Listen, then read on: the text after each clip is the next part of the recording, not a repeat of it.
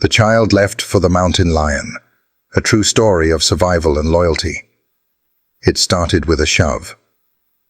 One moment, Emily was holding her father's hand. The next, she tumbled into a forest she didn't know, a world she didn't understand. Sunlight struggled through the canopy, painting the ground in jagged patches, and the forest floor was alive with insects and unseen creatures.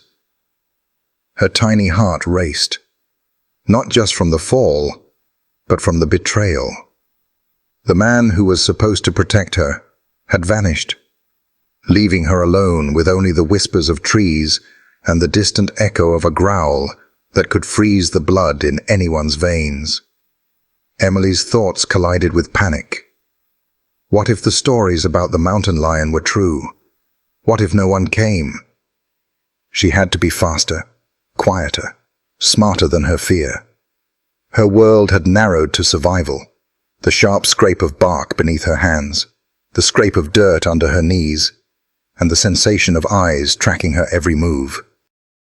And then a flash of motion, eyes gleaming in the shadows. The predator was near. The study of Richard Coleman smelled of leather and old smoke, though he had never been a smoker. The scent clung to the wood panels and velvet curtains like a ghost from another life, one inherited with the estate he had purchased during the peak of his fortune. A single lamp glowed on his mahogany desk, throwing a cone of amber light across stacks of contracts, gilded frames, and a crystal glass untouched for hours. Outside the window stretched the city. Skyscrapers lit like embers against the midnight sky, a kingdom he had once dreamed of ruling, now a prison that pressed in on him with invisible walls. Richard Coleman had everything a man could covet. His name had been whispered with awe in the frenzy of the cryptocurrency boom. He had carved an empire out of algorithms and hunger, riding chaos as though he had written its rules. Private jets, ocean view villas, shares in tech startups whose offices existed only as ideas. He had crushed rivals, bent markets, and rewritten his own origin story from a middle-class accountant's son to a titan of industry. Yet none of it mattered now, not when the echo of one sentence refused to loosen its grip from his mind. Your daughter is the shadow that will end your legacy.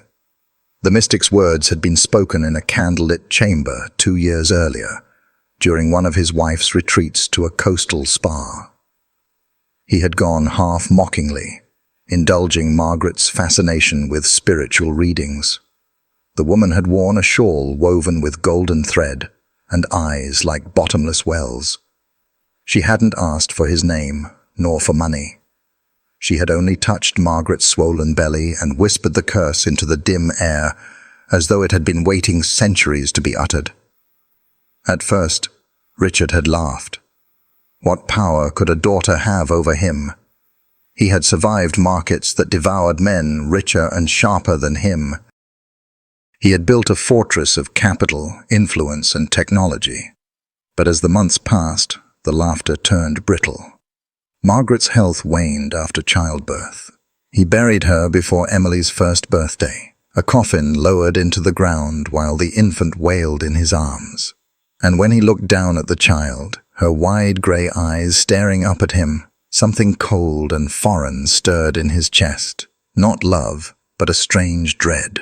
Now, years later, dread had curdled into obsession. Richard sat back in his chair, rubbing his temples, the lamplight accentuating the hard lines of his face. In the silence, the tick of the clock was merciless. He poured whiskey into the crystal glass, but his throat was too tight to swallow. His empire remained intact, yet every headline about fraud or collapse whispered to him like a prophecy sharpening into reality. Every downturn in the market, every sleepless night, every moment he caught Emily humming to herself in the halls. He heard the mystic's warning. His office door creaked.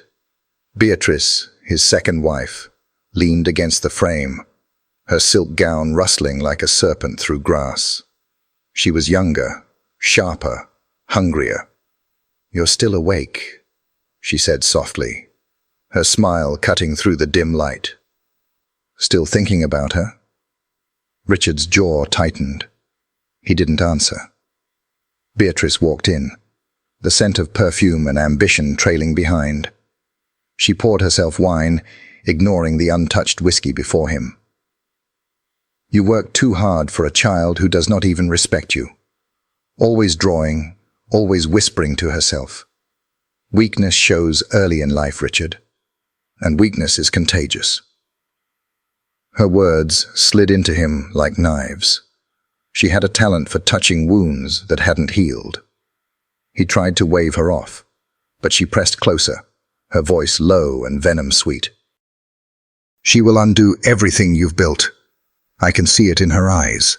Margaret gave you nothing but a burden, and burdens, if not dropped, will drag you into the ground." Richard turned sharply, his hand tightening around the armrest of his chair. "Enough," he said, though the word lacked weight. He could hear Margaret's voice in his head, gentle, protective, urging him not to listen. But Margaret was gone, and Beatrice's whisper was louder. Outside, a storm was building over the city, clouds swallowing the stars. Richard's reflection glared back at him from the window pane, a man dressed in silk but shackled in fear. He thought of the mystic again, her voice like a rusted bell. "Your daughter is the shadow that will end your legacy." His empire was power, but what was power if inherited by ruin? He leaned forward, staring at the glowing skyline. Somewhere in the mansion, Emily was likely asleep with her sketchbook tucked against her chest, drawings of butterflies smudged in pencil and crayon. She was innocent. She was a child. But to Richard, she was also a prophecy with a pulse. The clock ticked once more, and in the hollow of that sound, Richard Coleman understood a truth he had been circling for years. He could not build a fortress strong enough to contain prophecy, but he could erase its vessel. His knuckles whitened as he closed the whiskey bottle. A plan began to take shape, one that required silence, precision, and a father's final betrayal. And somewhere in the shadows of the mansion, as if fate itself listened, the German shepherd that would one day stand between Emily and death stirred in restless sleep, waiting for the hour destiny would call him into the story. The house had never been the same after Margaret died. For all its chandeliers and marble floors, the Coleman mansion felt hollow, as though a warmth had been stolen from its walls and replaced with echoes. Margaret had been the quiet soul of the place. Her laugh soft but lasting, her touch gentle enough to steady Richard when storms of business threatened to consume him. Yet childbirth had demanded a cruel price. Richard buried her beneath a white stone angel in the family cemetery. And though people said time softened grief, the months afterward hardened him instead. Emily was left as the living reminder of that loss. She was small, delicate, with her mother's grey eyes and a head of untamed curls. As an infant, she would reach her arms up toward Richard, expecting to be held. Often, he would pass her to a nurse instead, retreating into work, into numbers and screens, and endless meetings where profit and power made more sense than the fragile breath of a child. But Emily grew. She began to toddle through the halls, sketching butterflies with clumsy crayons, humming to herself in corners where servants whispered about her likeness to Margaret. And the more she grew, the less Richard could look at her without hearing the echo of prophecy. Your daughter is the shadow that will end your legacy. It was in this fragile void that Beatrice entered. Beatrice was everything Margaret had not been. Sharp, ambitious, dazzling in her beauty, and entirely unafraid of speaking words that cut. She moved through the mansion like she had been born to it, her silks brushing the railings, her perfume filling the staircases.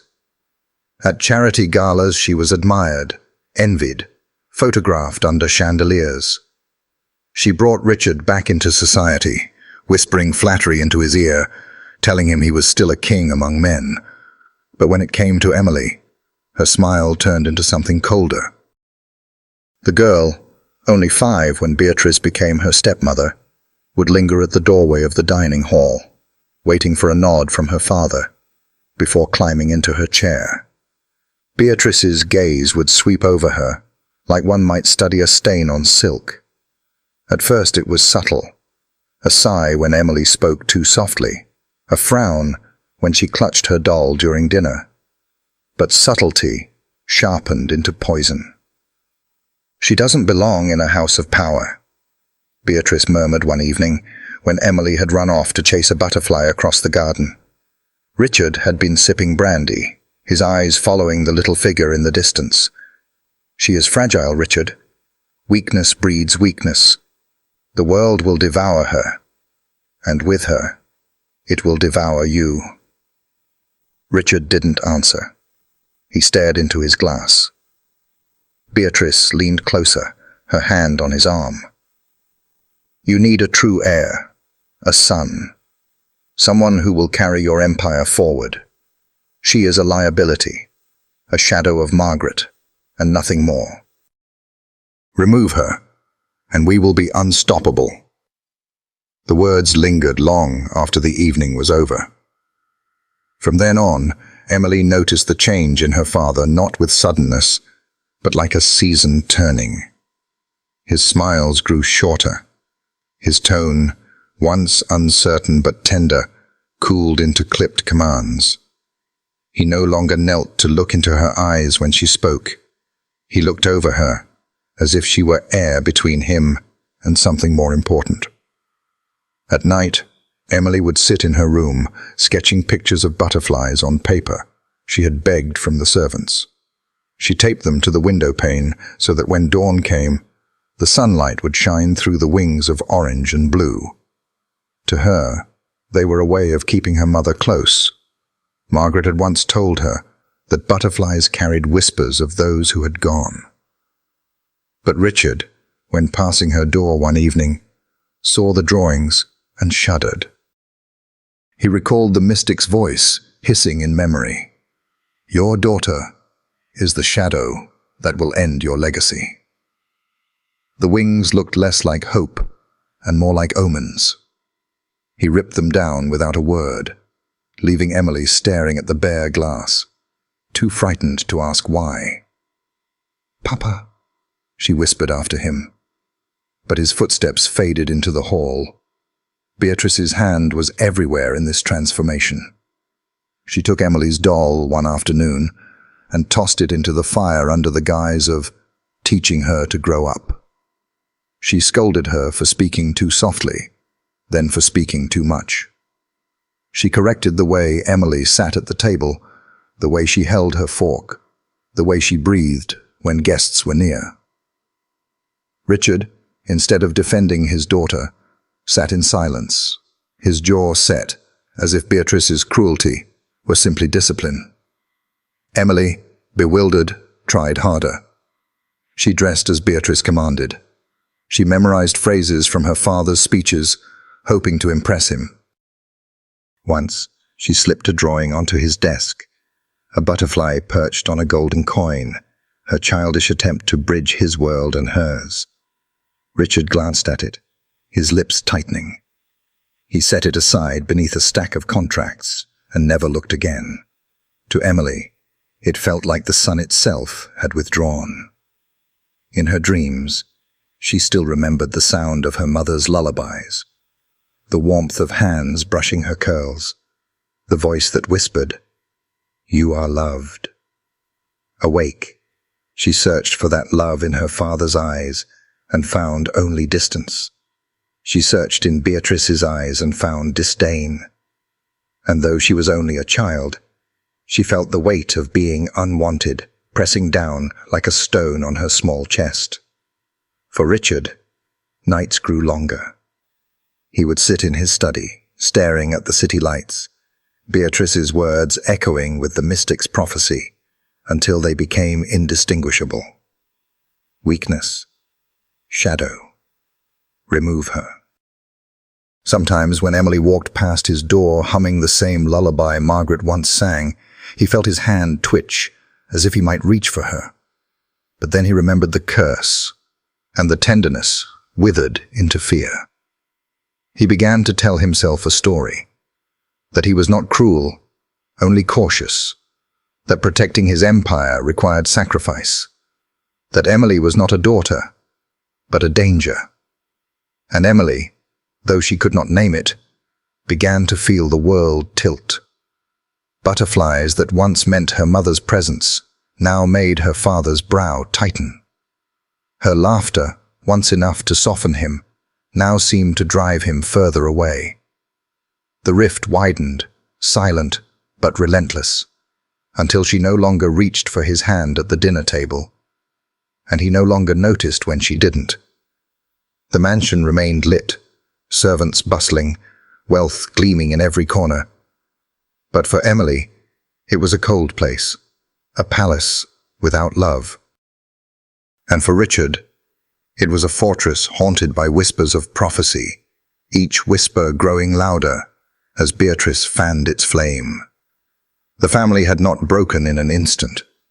It had fractured like glass under pressure, quietly, invisibly, until all that remained was the inevitability of a shatter. And Richard, restless beneath silk sheets, began to wonder if Beatrice was right. If the prophecy could not be outlasted, then perhaps it could be fulfilled on his terms. The mansion was quiet at night, but not with peace, with the heavy silence of a place holding its breath. Richard Coleman lay awake in the vast bed he shared with Beatrice, though her side was already cold. She had gone to some late-night gala, feeding on champagne and whispered influence, leaving him to wrestle with the hours alone. Sleep had abandoned him. He shifted under silk sheets, eyes fixed on the ornate ceiling, but no comfort came. Only the echo of words he could never unhear. Your daughter is the shadow that will end your legacy. At last, unable to bear the stillness, he rose. He pulled on a robe, padded down the long corridor with its portraits of ancestors staring down at him. The air carried the faint hum of electricity and the scent of old varnish.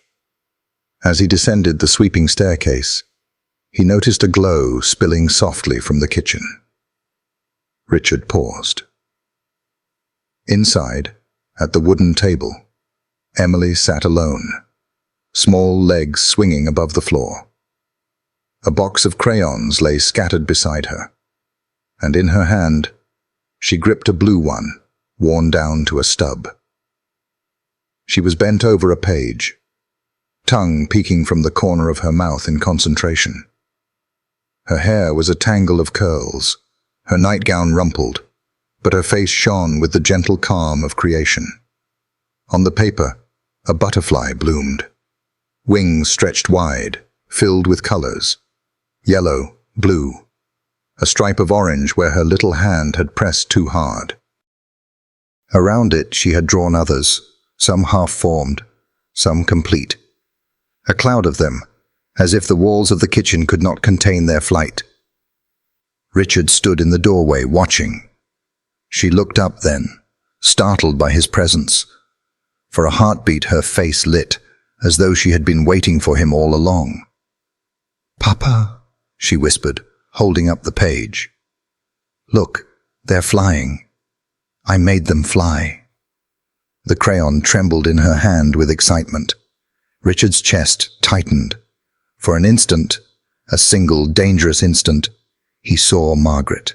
The same eyes, the same quiet joy. Something inside him wanted to step forward, to brush her curls back, to tell her she had her mother's gift. But the thought came with another, darker one. Butterflies are shadows. They carry omens. And in that moment, the drawings no longer looked innocent. They looked like prophecies written in a child's hand. 1,000 wings fluttering toward the end of everything he had built. His throat constricted. He could not speak. Emily's smile faltered under his silence. Slowly, she lowered the page. The blue crayon rolled from her fingers and clattered softly to the floor. She bent to retrieve it, but Richard had already turned away, his robe whispering against the tiles as he retreated. He could not bear to see her eyes, those grey depths that seemed to pierce straight through to the curse beneath his skin. He wandered into his study, the room that had become both throne and cell.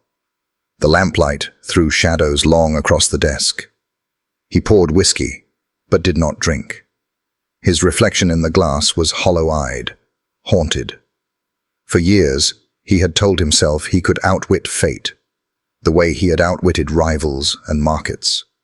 But tonight, as he watched his daughter summon butterflies in the dim light, he felt something shift. The prophecy was not a warning. It was a map. And if he did nothing, if he allowed Emily to grow, then one day her wings would tear his empire to pieces. Beatrice's voice returned to him, soft and certain. "Remove her, and we will be unstoppable." He set the glass down hard enough to crack it. The decision formed, not as a flash, but as a slow tightening of the noose he had placed around his own heart. He would not wait for fate to strike. He would take control. If Emily was destined to be the shadow that ended him, then she would not live long enough to cast it.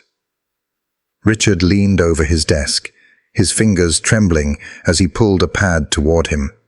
He began to sketch out details, the way he once planned market moves, precise, calculated, without room for error. The wilderness would be the answer. A family trip, a father-daughter adventure. She trusted him still, enough to follow. And in the forest, accidents happened. Children wandered. Predators lurked. A stumble near a ravine. A sudden disappearance among trees. He would play the grieving father, crushed by tragedy, yet untouchable in his alibi. The world would mourn with him, never suspecting the truth. He saw it all clearly. The headlines, the sympathy, the careful donations to search teams that would never find her. A tragic story. A neat erasure.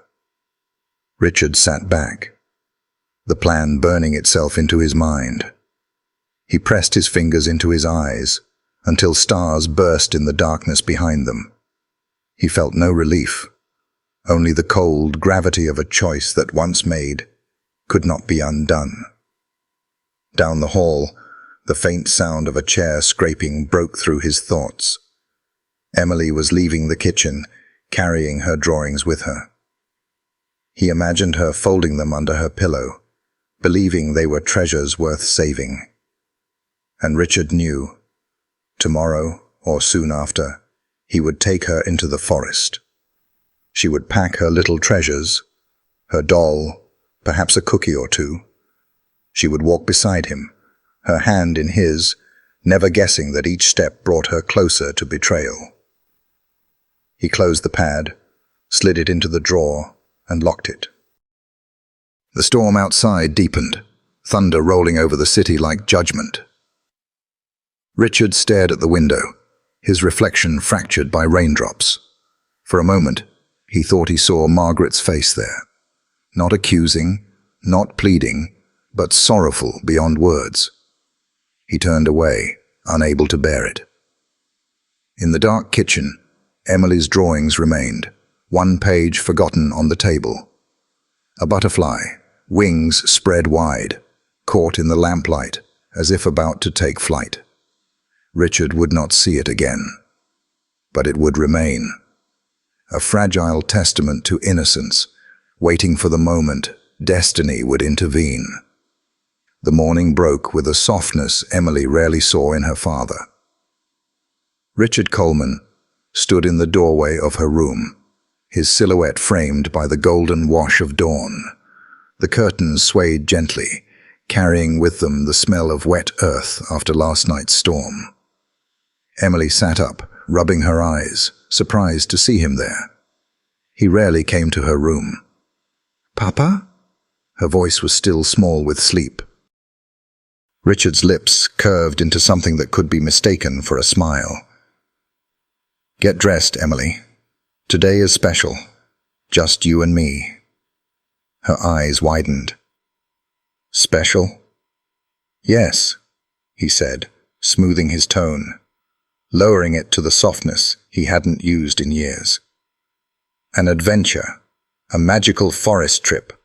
I'll show you a place where the trees touch the sky and the birds sing just for us." Emily gasped softly, her little hands clutching the blanket. An adventure with her father, the very thing she had dreamed of, when nights felt too long and the house too cold. She scrambled out of bed, bare feet padding across the rug. "What should I bring?" she asked eagerly. "Whatever you like," Richard said, turning before his expression hardened in the hallway. His voice carried back, smooth but hollow. "Bring your treasures." Emily set to work with the kind of energy only a child could summon. She pulled her little satchel from the closet, its fabric worn at the corners. Inside, she placed her most precious belongings. First, her doll, faded dress, one button eye missing, the last gift her mother had given before the sickness took her. Emily hugged it close for a moment, whispering, "You're coming too." Next, she tucked in a bundle of cookies, wrapped carefully in napkin paper. The cook had given them to her the night before, smiling in secret, as though handing over a treasure map. "For your sweet tooth, little miss," the woman had said, her eyes kind. Finally, Emily folded a drawing she had spent hours on. A butterfly, its wings colored in gold and blue, perched on the edge of a tree branch. Beneath it, she had scrawled in uneven letters, "For Papa." She imagined giving it to him during their adventure, imagined his face softening the way it used to when she was very small. She packed all this carefully, smoothing the satchel closed with tiny hands, humming to herself with anticipation. Downstairs, Richard waited. He stood in the study, staring out the window at the car parked in the drive, its black frame gleaming under the pale light. His reflection in the glass looked older, lines carved deep into his face. He adjusted his cufflinks, every movement precise. This was the day. The plan was already a living thing in his mind. A journey into the wilderness, a few photographs of them walking side by side, and then the story of a tragedy too sudden to prevent. By the time questions arose, Emily would be gone, swallowed by the forest, an accident no one could contest. His stomach twisted, but not with guilt, with fear, fear of prophecy, fear of loss greater than this one life. Footsteps pattered across the marble floor, breaking his trance. Emily appeared, satchel slung across her small shoulder, doll's head poking out of the flap. Her face was lit with such innocent joy that for a second, Richard almost faltered. "Ready, Papa?" she said brightly, skipping toward him. "I brought everything." He forced a smile. "Good girl. Come on." They walked to the car, his large hand briefly engulfing her smaller one. Emily swung her arm with trust, humming under her breath. Richard's jaw clenched. To her, it was the start of magic. To him, it was the beginning of an erasure. The car engine roared to life, carrying them through the city streets and out toward the countryside. Skyscrapers melted into rolling fields, then into the dense wall of forest that loomed in the distance. Emily pressed her face to the window, eyes wide with wonder. "Look, Papa, butterflies!" she cried as a small swarm lifted from a meadow, wings catching the sunlight like shards of glass. Richard glanced once, then back at the road, his hands tightening on the wheel. Butterflies. Always butterflies. Always omens. Inside the car, the air filled with Emily's chatter. She spoke of the birds she hoped to see, the fairy homes she imagined under tree roots, the secret treasures the forest might hold. Richard gave little more than murmurs in reply, but Emily didn't notice. To her, the silence was simply her father listening. At one point, she pulled the folded drawing from her satchel. She smoothed it carefully on her lap, then reached forward, offering it to him. "This is for you, Papa," she said shyly. He glanced down at the page. Another butterfly. Wings too bright, too wide. The prophecy burned hotter in his chest. Without a word, he placed the drawing on the empty seat beside him and returned his eyes to the road. Emily bit her lip, but said nothing. She tucked the doll closer, pressing her cheek against its worn head. Outside the window, the forest grew nearer, its shadows stretching like fingers across the earth. The drive continued in silence, one heart beating with excitement, the other with calculation. When at last the road narrowed and the first towering pines rose overhead, Emily gasped with delight. "It's beautiful," she whispered. Richard only nodded, his eyes fixed forward. In her satchel lay the cookies, the doll, and the butterfly drawing waiting for a moment of tenderness that would never come. In his mind, the plan tightened like a vice. By the time the sun dipped low, there would be no trace of butterflies, no trace of prophecy, no trace of Emily. And the forest, ancient and indifferent, waited to play its part. The forest swallowed them as soon as the car door closed. Richard guided Emily along a narrow trail, his polished shoes crunching over gravel and roots. The canopy stretched high above, towering pines bending in the slow wind, their tops brushing the sky. Shafts of light broke through in streaks of gold, glistening across damp moss, and the shimmer of dew still clinging to ferns. The world here was alive in a way the city could never be. Each rustle in the underbrush, each call of a hidden bird carried a weight that was both wild and ancient. Emily walked at his side with her satchel bumping against her hip, head tilted back in awe. "Papa, it's like a fairy tale," she whispered. Richard's jaw tightened. "Keep walking." The trail curved deeper, revealing a stream that snaked through the trees. Water trickled over smooth stones, catching the light in fragments, as if the earth itself had broken into mirrors. Emily ran ahead, kneeling to dip her fingers into the cool current. She gasped at its clarity. "It's like glass," she said, holding her wet hand up. Droplets slid down her wrist, sparkling. She turned to him, eager for his reaction. Richard barely glanced. "Don't get your dress wet." Her smile dimmed, but only for a moment. Children are quick to forgive, quick to believe that love lies hidden in silence. She skipped back toward him, pointing at the leaves scattered on the path. Red, gold, amber. Autumn's first fire painted across the ground. She bent to pick one up, holding it against her cheek. "Look, Papa. It's like the trees are giving us presents." "Leaves rot," Richard replied, brushing past her. Emily trailed behind for a few steps, the leaf trembling in her fingers. Then she let it fall, unwilling to let disappointment root itself in her chest. She hurried to catch up, her small feet struggling to keep pace with his longer strides. The forest grew denser, sounds layering upon one another. The drumming of a woodpecker, the distant croak of a frog, the crack of something unseen stepping across fallen branches. Emily turned her head toward every sound, her eyes wide with wonder, while Richard's ears twitched only with calculation. Every growl carried possibility.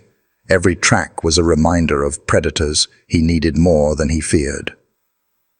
Then came the butterflies. They rose suddenly from a cluster of wildflowers, dozens of them, wings in orange, black and blue. They fluttered in a cloud around Emily, and she spun in delight, her laugh ringing clear through the trees. She reached out, her fingertips brushing air just behind a trailing wing. "They're beautiful," she cried. "Papa, they're everywhere." Richard's chest tightened. To him, the sight was suffocating, not wondrous. Butterflies again. Always butterflies. He saw not innocence, but the cursed symbol that haunted him. Their wings looked like daggers slicing the air, each beat echoing the mystic's warning. "Keep moving," he said sharply. Emily froze, startled by the tone. She lowered her hands, eyes flicking toward him with a flicker of hurt. But she nodded, obedient. "Yes, Papa."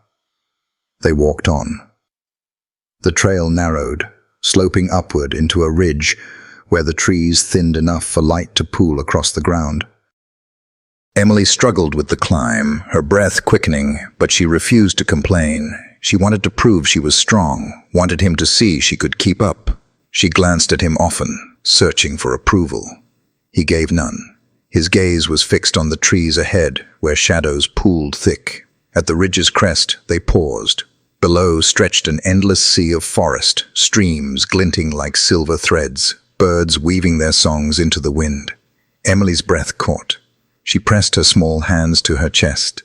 "It's the most beautiful thing I've ever seen," she whispered. "Mama would have loved it." Richard's face hardened at the name. He said nothing. Emily bit her lip, sensing the wall she had touched. She looked down instead, spotting a cluster of mushrooms sprouting from a fallen log. She crouched to study them, fascinated by their fragile umbrellas. "Look, Papa, they're like tiny houses." "Maybe fairies live inside." Richard's reply was cold, flat. "Fairies don't exist." Emily traced a finger over one mushroom cap, her voice softer now. "But Mama used to say, everything alive has a story. Stories are for children," Richard cut in. He tugged at his sleeve, his impatience sharpening. "Get up. We need to keep going." She obeyed, but the sparkle in her eyes dimmed. She hugged her satchel closer, clutching the doll's head that peeked from it, as if for silent comfort. The deeper they went, the louder the forest seemed to grow. Twigs snapped beneath their feet. Insects hummed.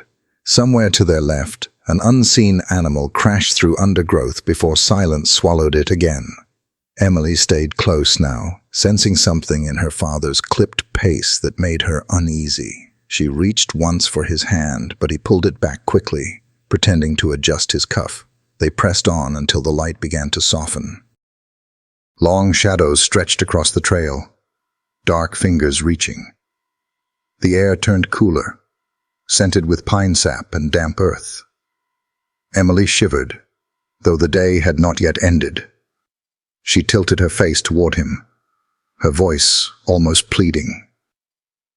"Papa, can we rest soon?" "Not yet." His tone left no room for argument. Emily lowered her head. Her shoes scuffed against the path as she walked, every step a little heavier. Still, when a bird darted overhead, flashing red feathers in the last light, she whispered a quiet wow to herself, her spirit refusing to surrender completely. Behind them, the forest closed in, each echo of bird call and rustle a reminder that they were far from safety. Ahead, Richard's eyes narrowed. He knew the signs well. Claw marks on bark, paw prints pressed into soft earth. They were drawing nearer to the place where wildness did not merely whisper, but ruled. And Emily, still marveling at the beauty, could not see how her father's silence was not awe, but calculation. The path narrowed, swallowed by shadows. The afternoon sun was slipping behind the ridge, its light breaking into slanted beams that barely pierced the canopy. Emily walked closer to her father now, one hand holding the strap of her satchel, the other brushing against the rough bark of trees as they passed. She tried to stay cheerful, humming softly under her breath, but something about the air felt different here, heavier, as though the forest itself were holding its breath. It was then she noticed the first mark. On the trunk of a towering pine, 3 deep grooves slashed down the bark, raw wood exposed beneath. Emily stopped, tilting her head. She pressed her small hand against the marks, her fingers swallowed by the width of them. "Papa," she called, her voice tinged with awe.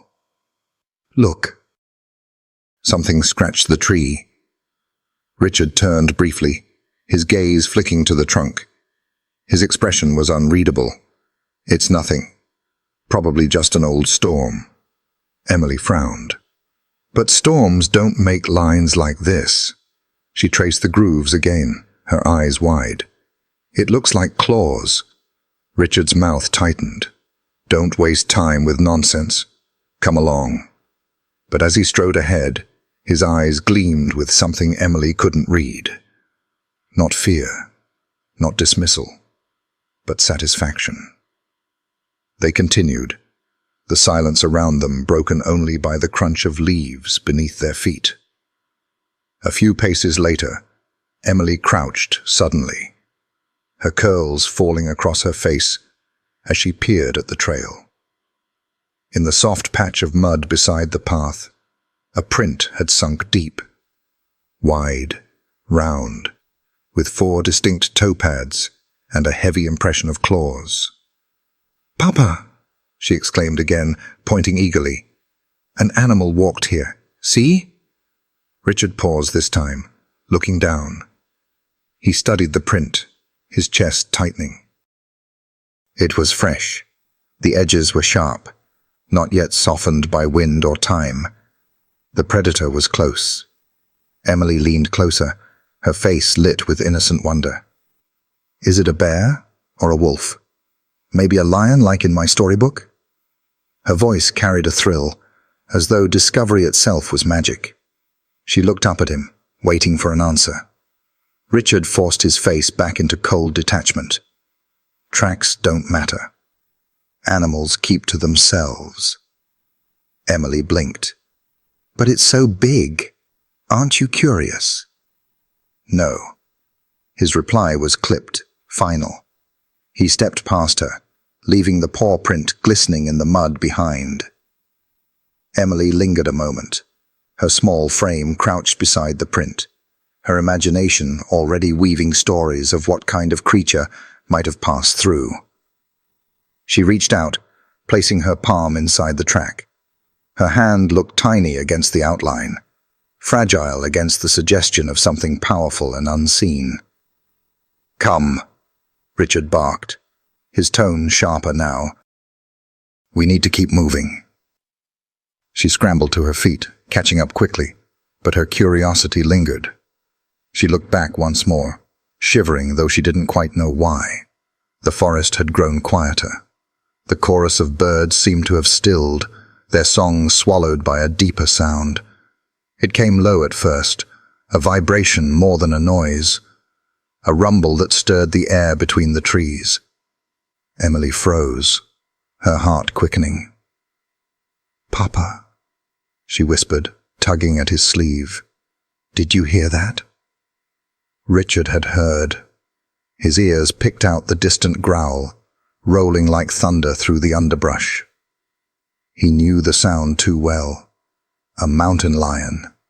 He had read the signs, followed the territory's edge deliberately, and now the owner of those claw marks and paw prints was near. His plan was unfolding exactly as intended. But to Emily, the growl was only terror. She pressed closer to him, her doll's head poking from the satchel as though listening too. Her eyes scanned the shadows, where shapes seemed to flicker between tree trunks, where every sway of a branch felt like a predator's stalk. "It's just the wind," Richard lied, his voice steady but low. Emily shook her head quickly. No, I heard it. Like something's hungry." Her words quivered, the last syllable barely escaping. She clutched at his hand, hoping for reassurance. He didn't return the grip. He allowed her fingers to cling for a moment, then gently pried them away. "Keep walking," he said. "Stay quiet." So they moved on, the path winding deeper, the silence growing heavier. Emily's excitement from earlier had drained into unease. Her steps were slower now, more careful, her ears tuned to the spaces between sounds. She looked up often at her father, searching for calm in his expression, but found only impatience tightening his jaw. The growl came again, closer this time. It rippled through the air, pulling at the edges of her courage. Emily's eyes darted to the tree line, to the shadows where she thought she glimpsed two faint orbs of light. Eyes glowing, watching. She gasped softly, but when she pointed, Richard didn't even turn his head. "Imagination," he said firmly, his voice carrying finality like a slammed door.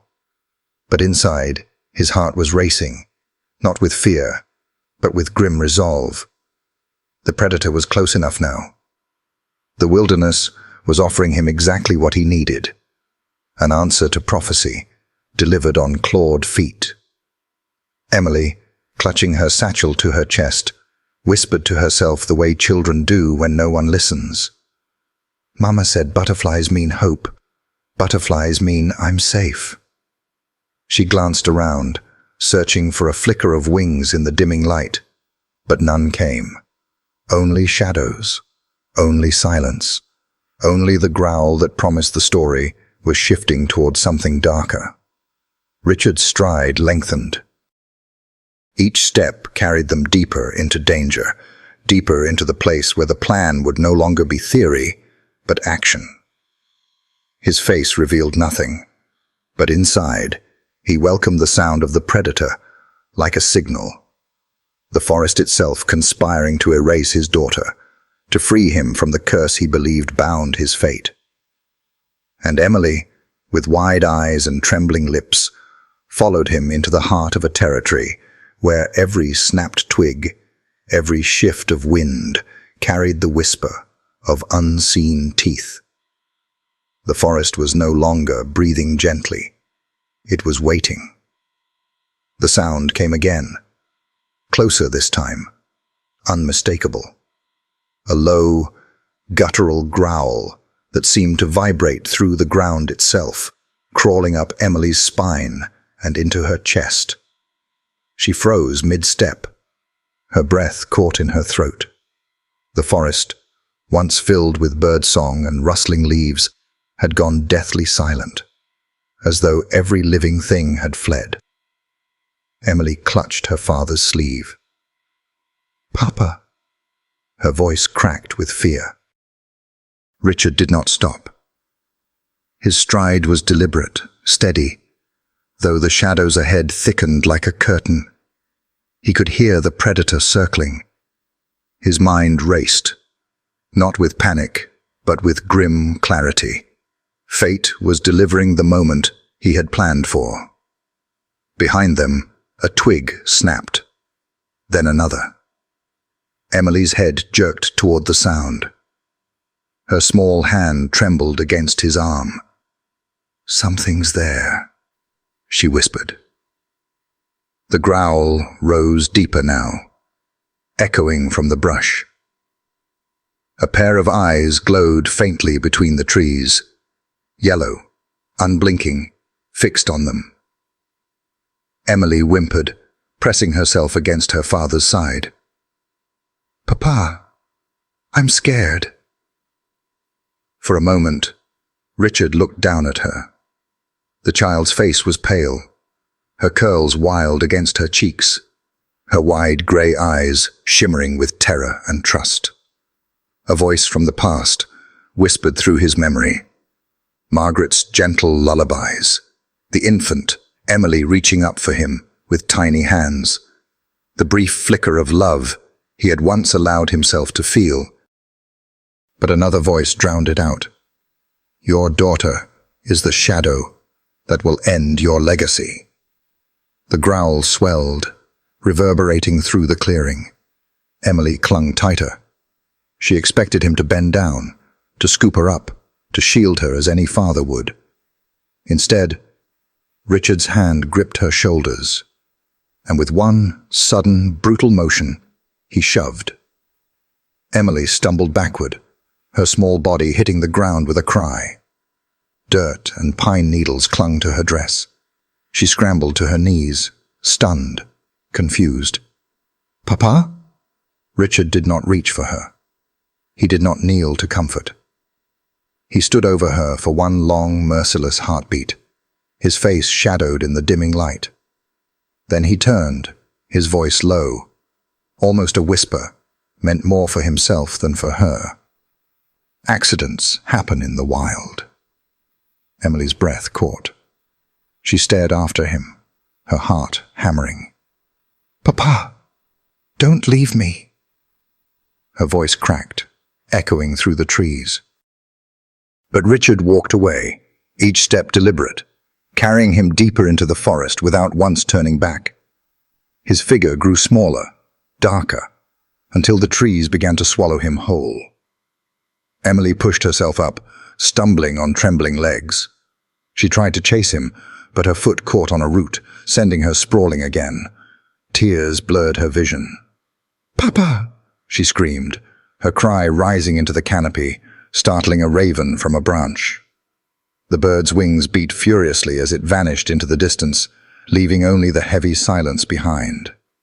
The growl came again, closer. Emily's sobs broke into hiccups. She spun, searching the shadows. The glowing eyes had moved, lower now, closer, stalking. Her little body shook as she pressed her back to the trunk of a tree, clutching her satchel to her chest. Her doll's head poked out, its single-button eye staring at her as though it too understood what was coming. "Papa," she whispered again, this time not in plea, but in disbelief. The word crumbled in her mouth like ash. In the distance, Richard paused briefly at the ridge. He could still hear her voice, high and desperate, echoing through the forest. He closed his eyes, jaw clenched. Every instinct of a father urged him to turn back, but the prophecy loomed larger, heavier. He told himself this was survival, not hers but his. He forced his legs forward, each step tearing him further from her cries, until at last the forest swallowed them entirely. Back in the clearing, Emily sank to her knees. She wrapped her arms around her doll, pressing her cheek against its worn fabric. Her breath came in shallow gasps. She looked once more in the direction her father had gone, but there was no sign of him now.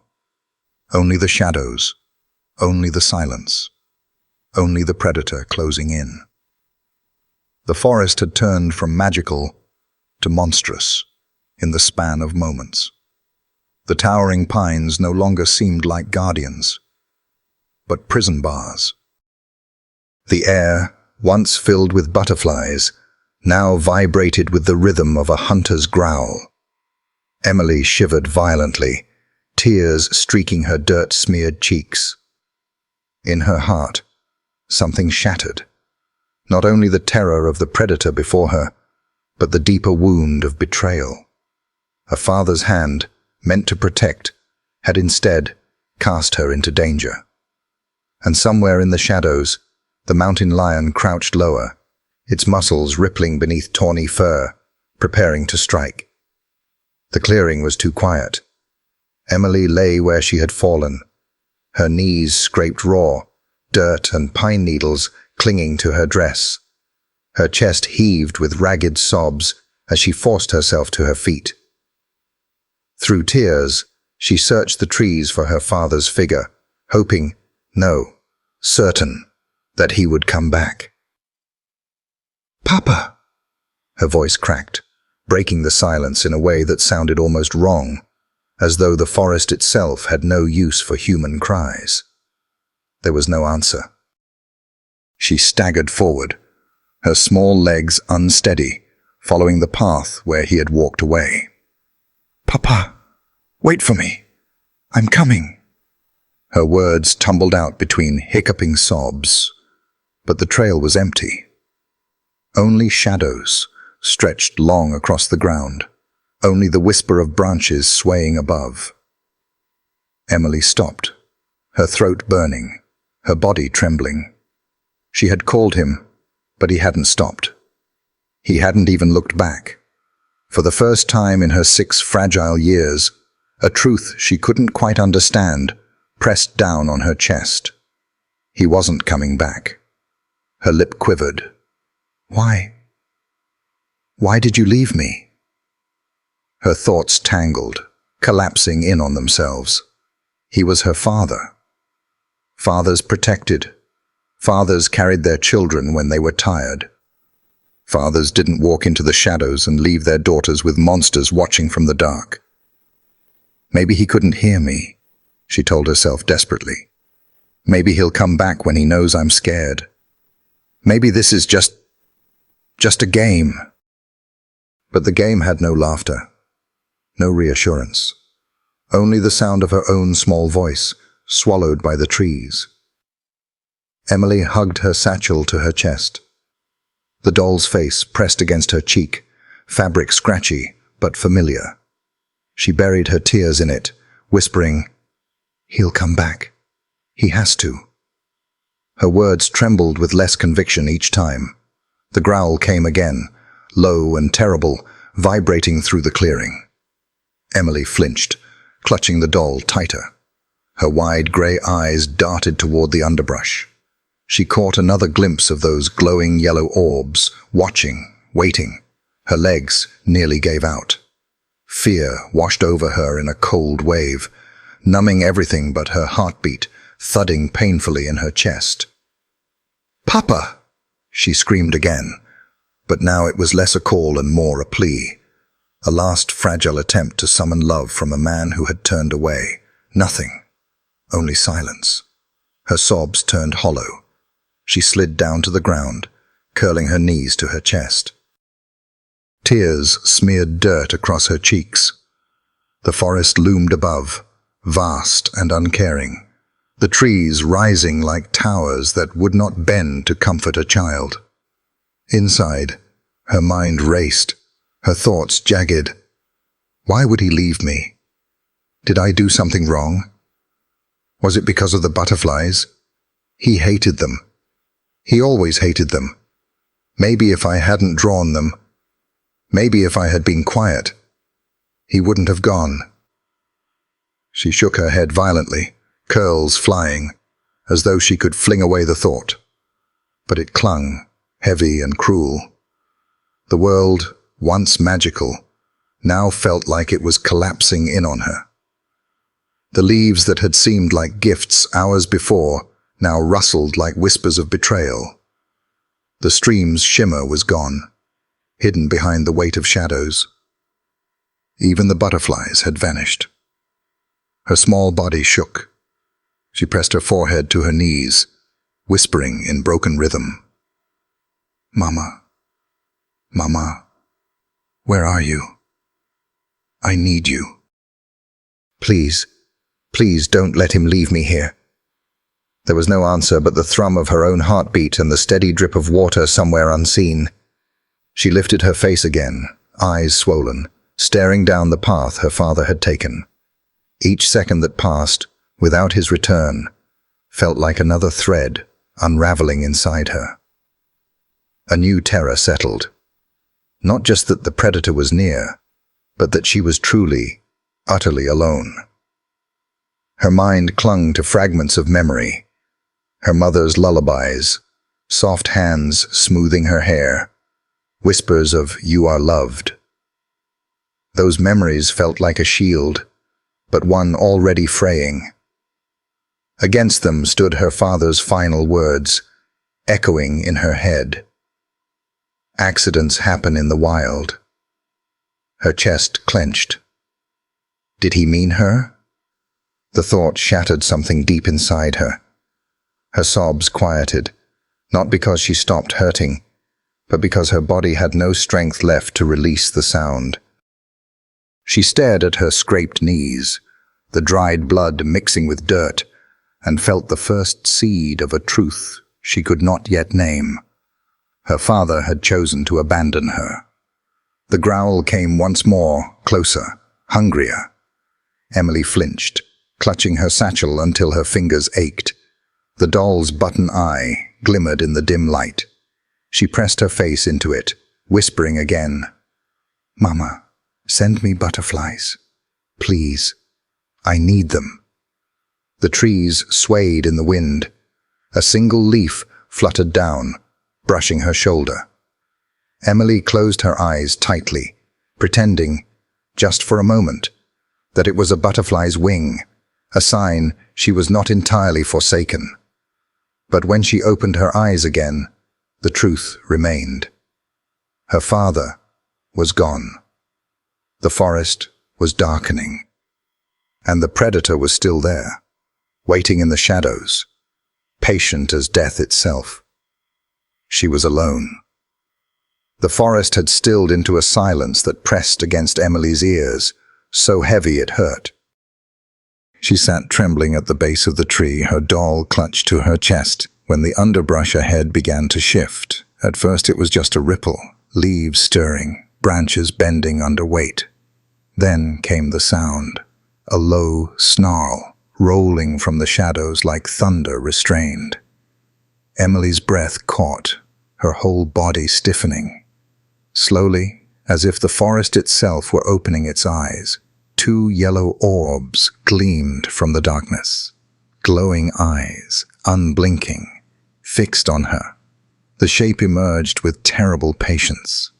A mountain lion, sleek, powerful, muscles rippling under tawny fur.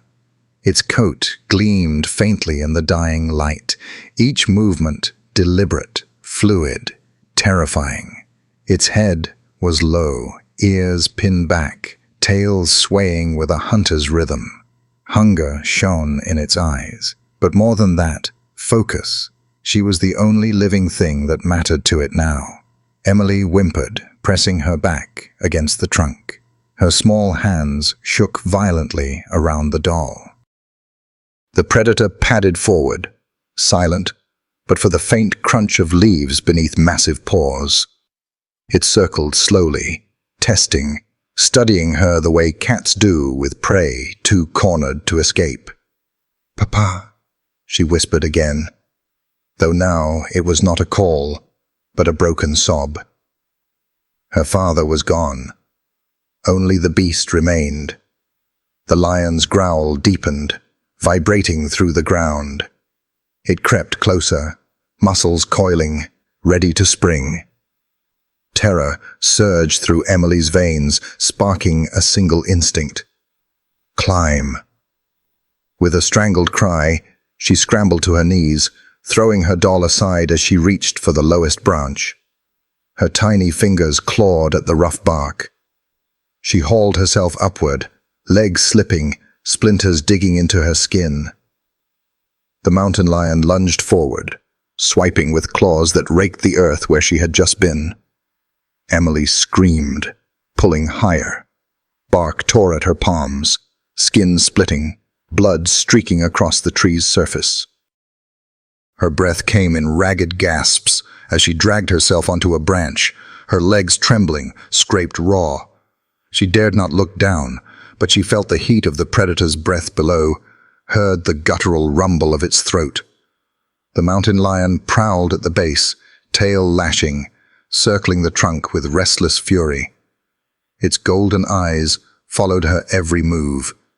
It crouched, leapt, its claws scraping bark as it tried to reach. Emily cried out, clutching the branch so tightly her knuckles went white. She pressed herself flat, her chest heaving, her heart hammering so loud she was sure the animal could hear it. The forest echoed with the sound of predator and prey locked in a deadly standoff.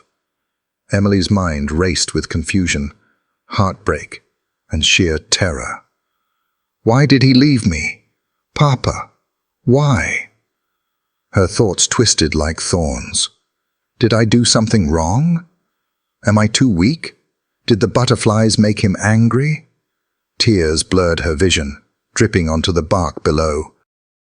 Her hands throbbed with pain, skin raw, nails broken. She wanted to stop, to let go, but some fragile thread of survival, perhaps her mother's voice lingering in her heart, urged her to cling tighter, to endure. Below, the lion growled again, pacing. It leapt once more, its massive body thudding against the trunk. The branch shook. Emily screamed, nearly slipping.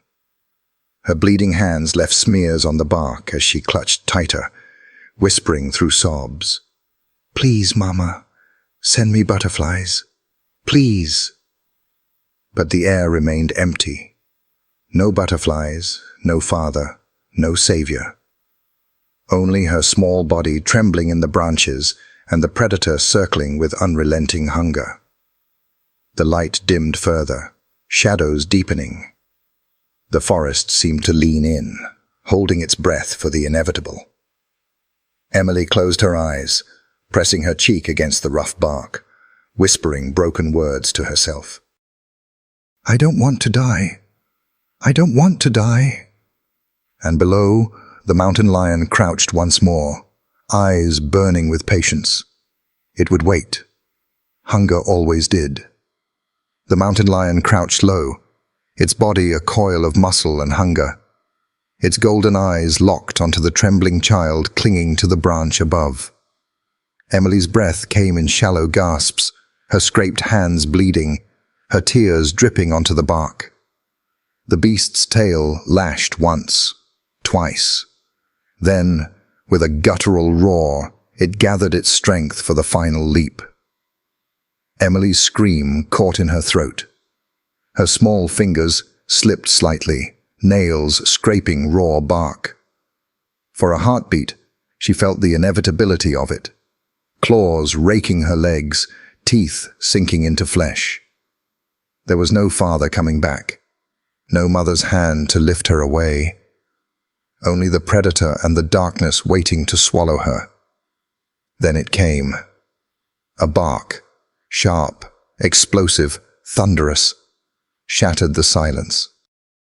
It was not the frightened yelp of a small dog, but the commanding roar of a warrior. The sound tore through the clearing, echoing against the trees, vibrating in Emily's chest. The mountain lion froze mid-movement, ears flattening, its head jerking toward the sound. From the shadows, a figure burst forth with ferocity. A German shepherd, large and powerful, its coat black and tan, glinting in the fading light. Its teeth gleamed white as it snarled, lips curled back in defiance, eyes blazing with fearless intent. Emily gasped, her tears mixing with relief and disbelief. The shepherd planted itself between the child and the predator, body low, every muscle taut. It barked again, louder this time, a sound that was both warning and promise. This was not prey. This was a challenge. The mountain lion hissed, tail lashing in agitation. It circled, eyes darting between the tree and the dog, confused by this sudden defiance. Its instincts told it the child was an easy kill, but the shepherd was different. This was no ordinary rival. This was a protector who would not yield. The dog lunged forward a step, snapping its jaws inches from the predator's face. The sound of teeth clashing was like steel on steel. The lion recoiled slightly, muscles rippling, testing its opponent with a swipe of claws that cut the air. The shepherd darted back, agile, then advanced again, bark after bark rolling like thunder, fearless, relentless. Emily clung to the branch, wide-eyed, watching salvation unfold beneath her. Her tiny chest heaved with sobs, but now her tears carried a thread of hope. She whispered through trembling lips, "Good dog, please don't leave me." The shepherd never looked up. Its eyes never wavered from the predator. It was a soldier in its own right, trained for danger, bred for loyalty. Each bark carried a message the lion understood. You will not touch her. The mountain lion crouched low again, ears flattened, indecision rippling through its body. It was not accustomed to prey that fought back. Its growl deepened, tail whipping faster. But the shepherd stepped closer, hackles raised, chest heaving with the power of its defiance. The clearing trembled with their standoff. Emily's heart pounded against her ribs. Her hands slipped slightly on the bark again, leaving smears of blood. She clung tighter, whispering prayers to a mother she could no longer see, and to this dog she had never met. In her young mind, the shepherd was not just a dog. It was a miracle, sent by the very butterflies she had begged for. The lion lashed out again, claws raking across bark as it lunged forward. But the shepherd was faster. With a snarl that shook the clearing, it lunged in turn, snapping its jaws so close the lion jerked back, startled. The shepherd's teeth clamped onto the lion's flank for an instant, tearing fur, before it sprang back to avoid a counterstrike. The predator roared in pain, stumbling a step. Emily clapped a bloodied hand over her mouth to stifle her cry. Her heart soared at the sight. The shepherd had landed a blow. The lion hesitated, its eyes narrowing, body swaying between fight and retreat. Hunger battled instinct, and in that pause, the shepherd barked again, deafening in its ferocity, every sound a declaration. This is my ground. This child is mine to protect. For Emily, the sound broke through the crushing silence of betrayal her father had left behind. It was the first voice since her mother's lullabies that seemed to say, "You are not alone." The lion finally pulled back, retreating a step, then another, tail lashing with frustrated fury. Its growl faded into the distance as it slinked back into the shadows, eyes glowing once more before vanishing altogether. The shepherd did not move until the last trace of danger slipped away. Its chest heaved, teeth bared, ears trained on the brush, waiting for any sign of return. Only when the forest quieted, only when the predator's presence truly faded, did it let its body ease slightly. Then, and only then, did it glance up at the child clinging to the tree. Emily met its eyes, her breath catching. She had never seen such eyes, fierce and sharp, yet filled with something that pierced deeper than fear. It was not human, yet in its gaze she saw more loyalty than she had ever seen in her father's. Her lips trembled as she whispered, "You saved me." The shepherd barked once more, not in anger this time, but in reassurance, a steady, grounding sound. Then it circled the base of the tree, waiting, guarding, refusing to let the shadows take her. For the first time since her father pushed her down, Emily's heart allowed itself to believe. She was not forsaken. Something in the world had chosen to protect her, and that something had arrived with teeth bared, and a bark that broke the silence. The German shepherd stood rigid at the base of the tree, its hackles bristling, its throat raw from thunderous barks. The mountain lion had retreated for the moment, but its presence still pressed on the clearing, like a storm hovering just beyond the ridge. Its growls rumbled low from the brush, promising it had not yet given up. Emily clung desperately to the branch above, her fingers torn and bleeding, her chest aching with sobs. Her wide eyes darted between the shepherd below and the shadows where the predator waited. The child's faith clung to that single animal, the only thing between her and the jaws of death. Then another sound cracked through the air, a gunshot. It split the silence with brutal authority, echoing off the trees like lightning breaking the sky. Birds erupted from the canopy, wings thrashing as they fled.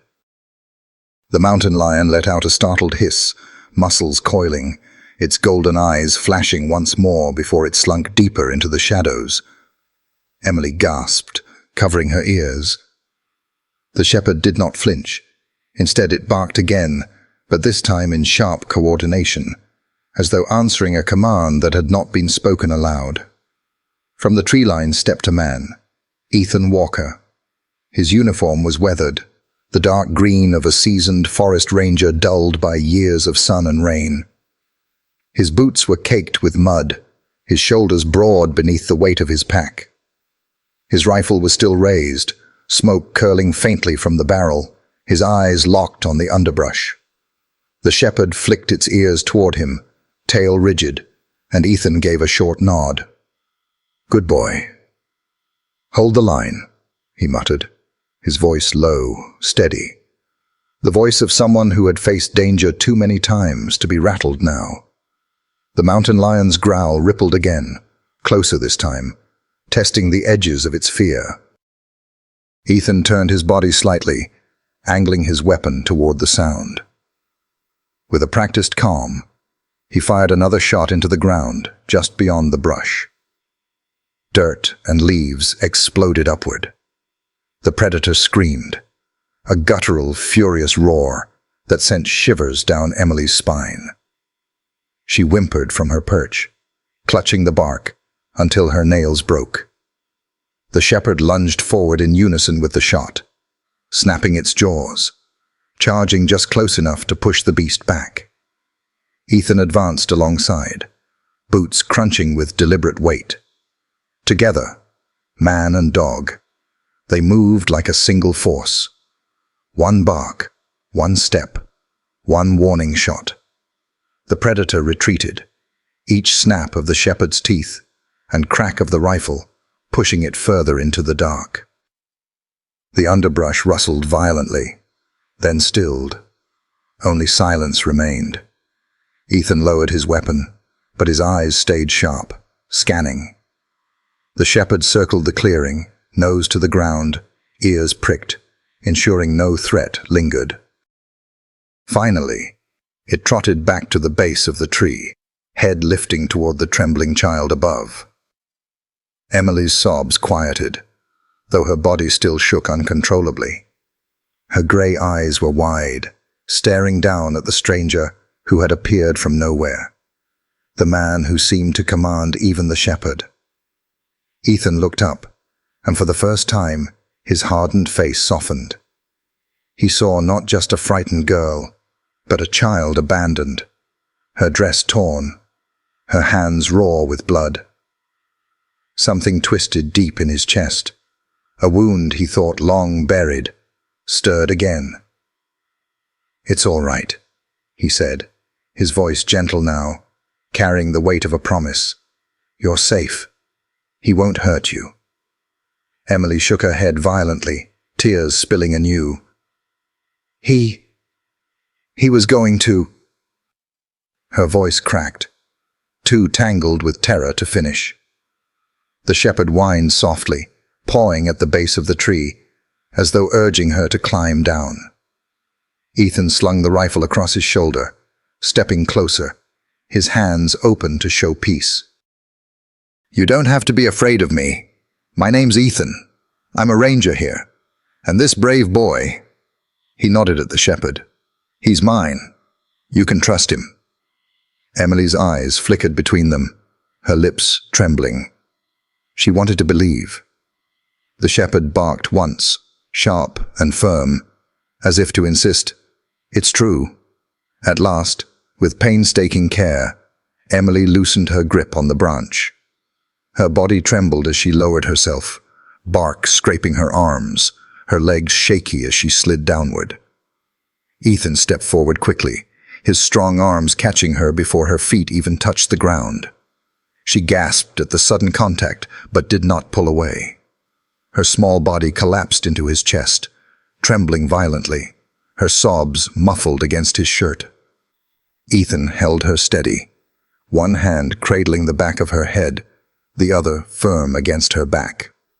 "You're safe," he repeated, his voice steady as the heartbeat she pressed her ear against. "I've got you now." The shepherd pressed close, nuzzling Emily's leg, a protective presence anchoring her to the ground again. She clung tighter to Ethan, whispering between hiccuped breaths. "Papa left me. He left me for the lion." Ethan froze, his jaw clenched, his eyes darkening. He looked over the child's head toward the shadows where the predator had vanished. He knew then this was no simple case of a lost child. Something darker was at work. But for now, his grip only tightened. "No one will hurt you again," he murmured. "Not while I'm here." The shepherd barked once more, as though sealing the vow. In the clearing, the storm had passed, but its weight lingered. The forest exhaled slowly, leaves rustling in the wind, the silence no longer suffocating but fragile, like the calm after battle. And in the middle of it, under the towering pines, stood a ranger, his dog, and a child who had nearly been swallowed by shadows. Together, they had pushed the predator back. But the greater danger, the truth of betrayal, still lay ahead. The clearing was quiet again, but the silence no longer felt empty. It carried the steady rhythm of Ethan Walker's breath, the faint click of his dog's paws as it circled protectively, and the muffled sobs of the child pressed against his chest. Ethan crouched low, balancing the rifle against his shoulder while his free arm held Emily close. She was weightless, almost frighteningly so. A bundle of trembling bones wrapped in a dirt-streaked dress. Her curls clung damp to her cheeks, her small fists twisted in the fabric of his uniform, as though she feared the world itself might pry her loose if she let go. "It's all right now," Ethan murmured, his voice as steady as the earth beneath them. "You're safe. I promise you're safe." But Emily couldn't stop crying.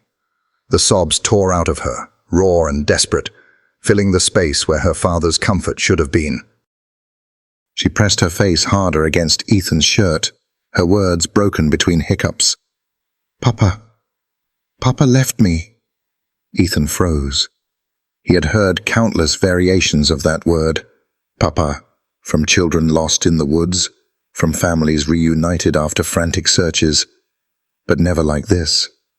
Never with such despair, such certainty. The way she said it carried not just fear, but betrayal. He looked down at her, trying to meet her eyes, but she refused to lift her face from his chest. "He left you?" Ethan asked softly, as though coaxing the truth from a wound. Her small head bobbed in a frantic nod. Her fingers clutched tighter at his collar. "He pushed me. He left me for the lion." Ethan's chest tightened. His gaze lifted to the tree line, to the shadows where the mountain lion had vanished, and then further still, to the path beyond. A father who left his child here. No, this wasn't a child wandering off. This wasn't negligence. This was something deliberate, something dark. The shepherd seemed to sense it too. He circled back, pressing close to Ethan's side, his deep brown eyes fixed on the child, then the trail, then back again. A silent question. What kind of man abandons his daughter in a predator's path? Ethan shifted Emily higher in his arms, her satchel slipping from her shoulder. It fell open slightly, revealing its contents. A doll with one button eye, a bundle of cookies wrapped in napkin paper, and a folded drawing of a butterfly perched on a tree. He caught sight of the drawing and felt something twist deep inside him. A child who packed cookies for an adventure. A child who made art for her father. And a man who had turned that trust into a weapon. Emily's sobs quieted to sniffles, though her body still trembled. She whispered again, so faint he almost didn't hear it. "Why did he leave me?" Ethan had no answer. His jaw tightened, his throat thick. He could only pull her closer, one large hand steady against her back. "I don't know," he admitted. "But I swear to you, you won't be alone anymore." Her fingers curled into his shirt, clutching that promise like a lifeline. The shepherd barked once, sharp and grounding, before settling at Ethan's boots, eyes still sweeping the shadows. Ethan exhaled slowly, his mind sharpening even as his heart ached. This wasn't a simple rescue. He wasn't just carrying a lost child back to a worried family. He was holding the evidence of something monstrous, not from the wilderness, but from a man's choice. He glanced once more at the trail leading out of the clearing. Somewhere ahead, Emily's father walked away unburdened, believing the forest had finished what he had begun. Ethan's jaw hardened. This wasn't the end of the story. But for now, the child in his arms mattered more than vengeance. He shifted her weight carefully, his voice steady, though his chest still burned with anger. "We're going to my cabin. It's warm, safe. You'll have food and a bed. My dog will keep watch. You'll be all right." Emily sniffled, lifting her face just enough for him to see her eyes, wide, grey, filled with tears that clung like shattered glass. "Promise?" Ethan nodded, his gaze unwavering. "I promise. As long as I'm here, no one will ever leave you behind again." Her lip quivered, and she buried her face in his chest once more. Ethan rose to his full height, holding her close, his rifle slung securely on his back. The shepherd trotted ahead, ears pricked, body taut with readiness. The forest still carried danger, but now it carried something else too. The bond forming in the space between man, dog, and child. Emily's world had shattered in betrayal, but in the arms of a stranger and the watch of a shepherd, the first fragile threads of safety began to weave themselves again, and Ethan Walker, seasoned ranger, realized he had stepped into something far beyond duty. This was no accident. This was no coincidence. This was the beginning of a fight for truth, one that would test everything he thought he had buried with his own past. But he would face it, because the little girl in his arms had no one else left to. The forest trail was long, but Emily barely noticed. Her cheek rested on Ethan's shoulder. Her tears dried into faint streaks. She clung to him, as if letting go meant disappearing. The shepherd padded close, steady as a soldier, ears twitching at every sound. Ethan knew this path well, but tonight it felt different. Tonight he carried not supplies, but the fragile weight of a child deliberately betrayed. When his hidden cabin appeared between the pines, Emily stirred. It was small, weathered, smoke curling from the chimney. No marble floors or chandeliers, but its quiet felt alive, safe. Ethan shifted her gently. "This is my home. No one knows it's here. You'll be safe." The shepherd bounded to the porch, tail wagging. Inside, firelight filled the single room. Books lined the shelves, maps lay rolled, a scarred table held Ranger's tools, Emily's eyes fixed on the fire. She clutched Ethan's shirt tighter, unable to resist the warmth. He set her on a wool blanket near the hearth, The shepherd curled beside her, watchful. Hesitantly, Emily touched its fur. A low rumble answered, and a fleeting smile touched her face. "You're safe here," Ethan repeated. Emily swallowed. "But Papa said accidents happen in the wild." The words cut him. His jaw tightened. "That wasn't an accident. And you're not alone anymore." She sipped warm water he offered, steadied by its heat.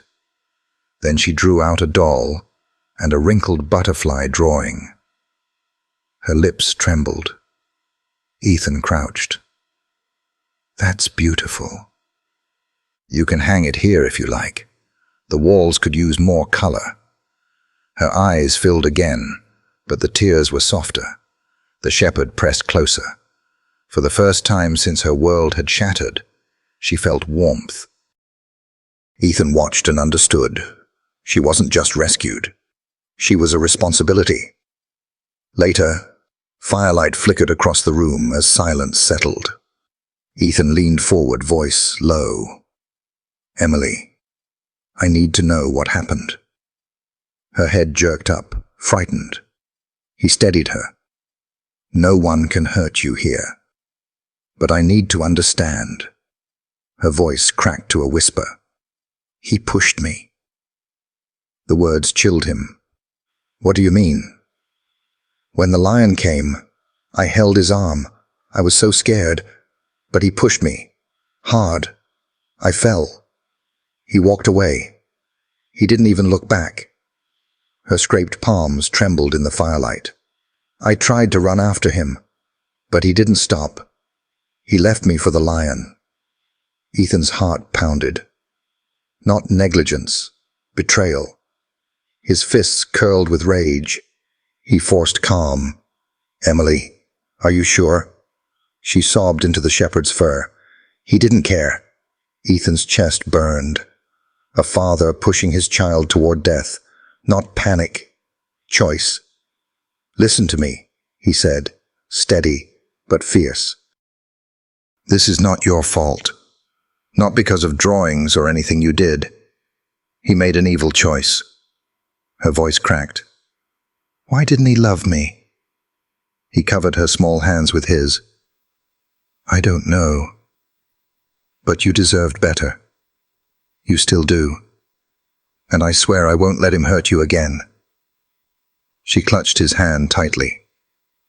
The shepherd laid its head on both their hands, sealing the vow. Ethan knew this was no longer duty to the forest. This was guardianship.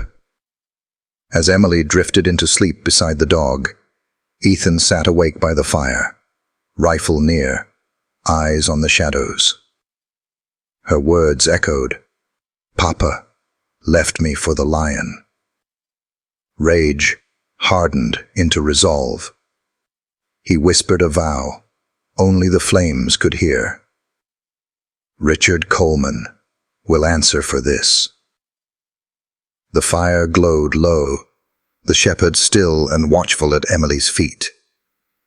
Ethan's gaze lingered on the child, her doll clutched tight, her face finally softened in sleep. The dog's steady eyes carried a wordless oath. "You are mine to protect." Ethan leaned closer, whispering to the animal. "She's ours now. Do you understand? Ours. To protect." The shepherd huffed softly, settling again. Ethan sat back, realizing the wilderness had given him not just a life to save, but a life to guard. Richard Coleman had left his daughter to die. That truth would one day burn through every lie. Until then, Ethan's first duty was here. He pulled the blanket higher over Emily's shoulders, his voice unyielding as stone. "No one will take her. Not while I draw breath." The shepherd's tail thumped once. The fire crackled. And in that cabin, bound by man, child, and dog, Emily slept under her first true promise of protection. Ethan Walker was no longer just her rescuer. He had become her guardian. 3 days after the forest swallowed Richard Coleman's secret, his black Escalade rolled back into town. Chrome flashing in the sun, dust clinging to the tires. It looked like power itself had returned from the wild. Richard stepped out immaculate, hair slicked, suit pressed, gold cufflinks gleaming. Not a grieving father, but a man arriving to close a deal. 2 mercenaries shadowed him, one with a rifle across his chest, the other scanning the townsfolk with predatory eyes. Behind them came Sam Alvarez, the local guide. His hat shaded a weathered face carved by years in the forest. He looked nothing like Coleman. He looked like the land itself. At the ranger station, Sheriff Briggs waited, too soft around the middle, too eager to please money. Richard strode forward, his grief rehearsed. "Sheriff," he said, clasping Briggs's hand as though drowning. "You must believe me. My daughter has been taken." Gasps rippled through the crowd. Coleman's name was carved into half the county. His words carried weight. "Taken?" Briggs frowned. "Wild men," Richard said, righteous fury rising. "Savages in the woods. They snatched her. I barely escaped alive." The sheriff paled. "Good Lord, kidnapped?" "Yes," Richard barked, his voice breaking on cue. "I begged them to give her back. They dragged her away, my little girl." He covered his eyes, drawing murmurs of sympathy. Briggs barked orders at his deputies. "We'll find her, Mr. Coleman. Don't you worry." But Sam Alvarez said nothing. He had seen the tracks. A child's small prints, stumbling near claw marks, and then only one man's deliberate stride continuing alone. No scuffle, no drag marks. The land remembered the truth.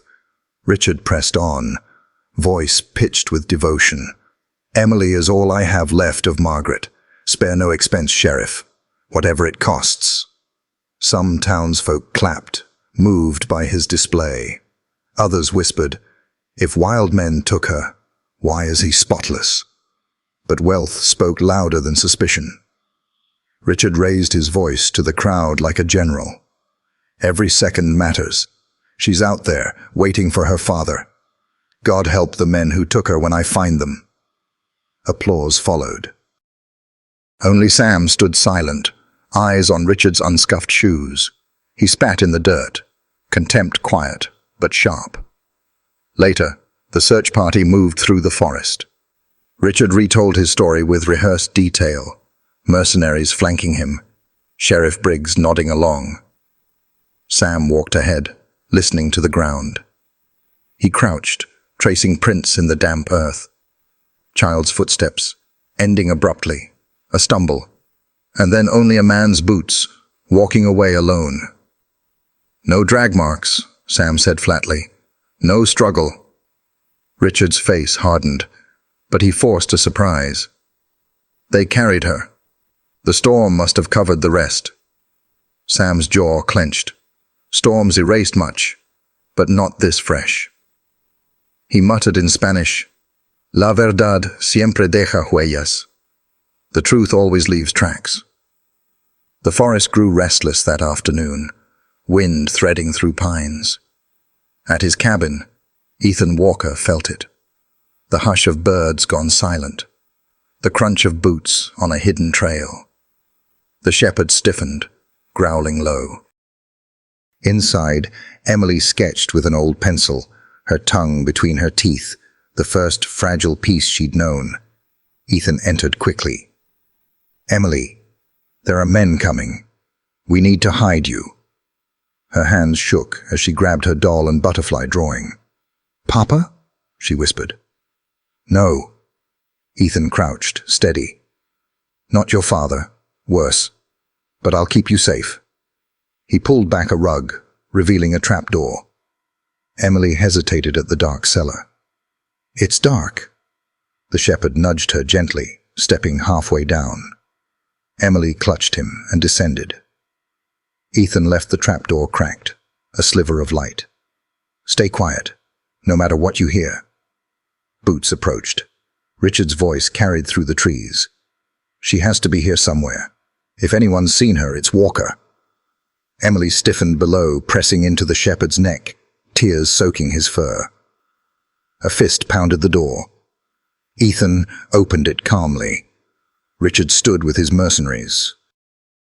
Sheriff Briggs lingered behind, and Sam Alvarez trailed further still, eyes shadowed. "Walker," Richard said smoothly, "my daughter's been taken. Have you seen anything?" "Haven't seen anyone but deer and shadows," Ethan replied evenly. "May we come in?" Richard pressed. Ethan shrugged. "Cabin's nothing special. But sure, if you think the girl's hiding under my bed." They searched.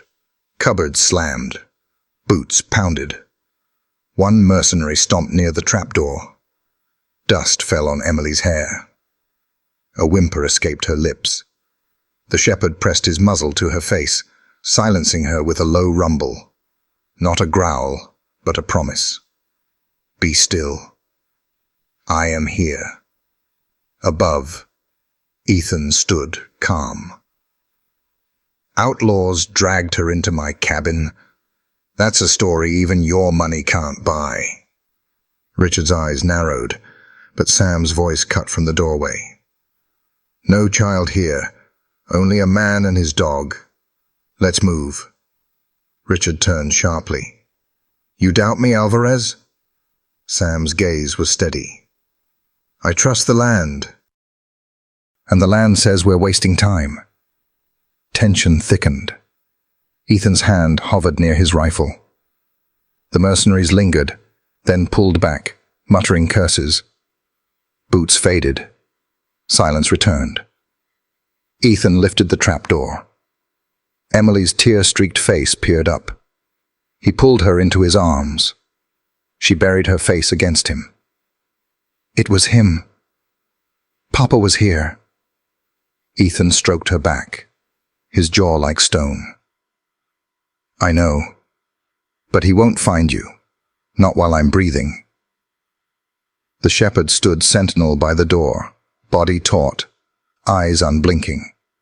The danger had passed, but the message was clear. Richard Coleman wasn't finished. He was hunting his own daughter. The sheriff's office smelled of dust and stale coffee. Outside, town life went on. Wagons, barter, shouting. But inside, the air was heavy, as though the walls themselves were waiting. Richard Coleman sat across from Sheriff Briggs, polished shoes tapping the worn floor. His suit gleamed against the cracked paint, his gold chain catching the light. His face was composed of grief, eyes lowered, mouth pinched. But Sam Alvarez, leaning against the wall, saw the steel beneath. "Sam just wants to go over things again," Briggs said nervously. "Of course," Richard replied smoothly. "Anything to help find my daughter." Sam stepped forward. "Tell it again." Richard blinked. "I've already—" "Again," Sam cut in. Richard's jaw tightened. He recited, "Emily and I walked into the forest. Men appeared, wild, ragged. They grabbed her. I fought. They dragged her away. I chased, but they vanished." Sam's eyes narrowed. "How many?" "3, maybe 4. "Strange," Sam said softly. "Your suit has no tears. Hands unmarked. Boots spotless." The sheriff shifted. Richard forced a smile. "Perhaps I was lucky." "You say they dragged her?" "Yes." Yet the ground showed only 2 sets of prints. Hers, ending suddenly, and yours, walking away alone. No drag marks, no struggle. For the first time, Richard's mask faltered. The silence grew thick. Briggs fumbled with his pen. Richard chuckled hollowly. You've lived in those woods too long, Alvarez. Storms erase things. Sam stepped closer, voice low and deliberate. Storms erase much, but not the truth. Truth always leaves tracks, and the tracks say she wasn't taken. She left. Richard's eyes snapped up, cold, flashing through grief. Careful, Alvarez. Sam held his gaze. The land won't be bought. It remembers what you did. Richard rose abruptly, cane clicking, mask back in place. He hissed low as he passed Sam. Accidents happen in these woods. Sam leaned in just enough to answer. Sometimes the forest bites back. When the door shut, Sheriff Briggs wiped his brow. Sam, you're playing with fire. Sam's eyes stayed on the door. Not if the truth digs him up first. That night, at a secluded inn, Richard's act slipped. In the parlor, a firelight revealed the man he had summoned. Morales rose slowly to meet him. A scarred giant, muscles carved by war, eyes flat as stone. Say it plain, Morales rumbled. Richard adjusted his tie.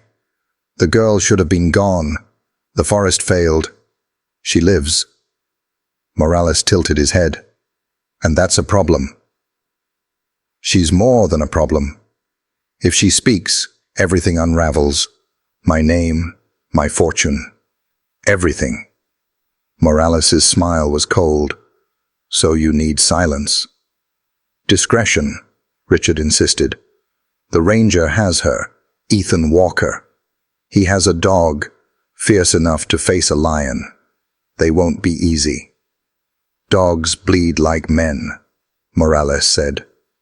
Money is no object, Richard replied. No loose ends. Morales stepped close, voice a whisper, heavy as iron. When I take a job, there are no loose ends. I don't stop until the ground covers what needs to be covered. Richard's relief flickered. Good. If Walker interferes, remove him. The mercenary's scar pulled into a sneer. Understood. The fire cracked, shadows stretching long. Richard convinced himself money could bury the truth. What he didn't see was that Morales' shadow deepened suspicion rather than erased it. Violence was coming, and it would leave marks no wealth could hide. Back in the cabin, night pressed against the windows. Ethan Walker sat at his table, rifle against the wall, a map spread before him. But his thoughts weren't on ridges and streams. Emily slept fitfully near the hearth, curled in her blanket. The shepherd stretched at her side. Each time she stirred, the dog pressed close, a silent sentinel. Ethan watched, the weight of choice pressing harder than any rifle he had carried. 2 paths lay before him. He could reveal her, bring her to the sheriff, force the truth into the open. But Briggs was already leaning toward Richard's story. Men like Coleman bent the law with money, with fear. If Emily's trembling words were thrown into that arena now, would they survive? Or he could keep her hidden, sheltered beneath his roof and the shepherd's watch. Safer for now, but silence had a cost. Each day she remained unseen. Richard's lies grew stronger. Ethan leaned back, rubbing his face. He knew the truth of the forest. Animals weren't the greatest predators. Men were. Men like Coleman, now armed with mercenaries and whatever shadow Morales represented. His eyes drifted to Emily. Even in sleep, her fingers clutched her doll, her lips parted in whispers. He remembered her words. Papa pushed me. He left me for the lion. Justice demanded those words be heard. But justice here bowed to money. If she spoke now, she could be broken all over again. The shepherd stirred, ears twitching, eyes glowing faint in firelight. Ethan envied the certainty in that gaze. The dog never doubted. Protect, always protect. He whispered to her, "Do I show her to the world? Or keep her hidden until the time's right?" The shepherd lowered its head onto Emily's feet, covering her like a shield. Ethan swallowed hard. He knew the answer. Her safety came first. Justice would wait. The truth would remain in this cabin, alive, breathing, guarded. He rose, peering out the window into the dark forest. Somewhere out there, Richard and his men prowled, convinced money could bury the truth. But here, Ethan had chosen. He would wait. He would protect. And when the cracks in Richard's story widened wide enough, he would bring her forward, on her terms, on safe ground. Until then, silence was his burden. He turned back to the fire, voice low, steady. "Justice will come. But first, I'll keep you safe." Emily stirred faintly, the shepherd's ears twitching at his words. Ethan sat down again, the firelight flickering across his face. Not a rescuer now, a guardian, and a guardian knew patience, even when it burned. The rain had passed in the night, leaving the forest heavy with mist. Drops clung to pine needles, falling with a soft patter. The air smelled of wet earth and smoke from the ranger's cabin chimney, where a steady fire cast golden light against wooden walls. Sam Alvarez sat at the table across from Ethan, his hat resting between calloused hands. He had come early, unable to shake the gnawing suspicion about Richard Coleman. Ethan's silence only sharpened it. "I know something's not right," Sam muttered. "The tracks, the lies, it doesn't add up. If you're hiding something, Walker, now's the time to tell me." By the hearth, Emily stirred under a blanket. The shepherd curled protectively beside her.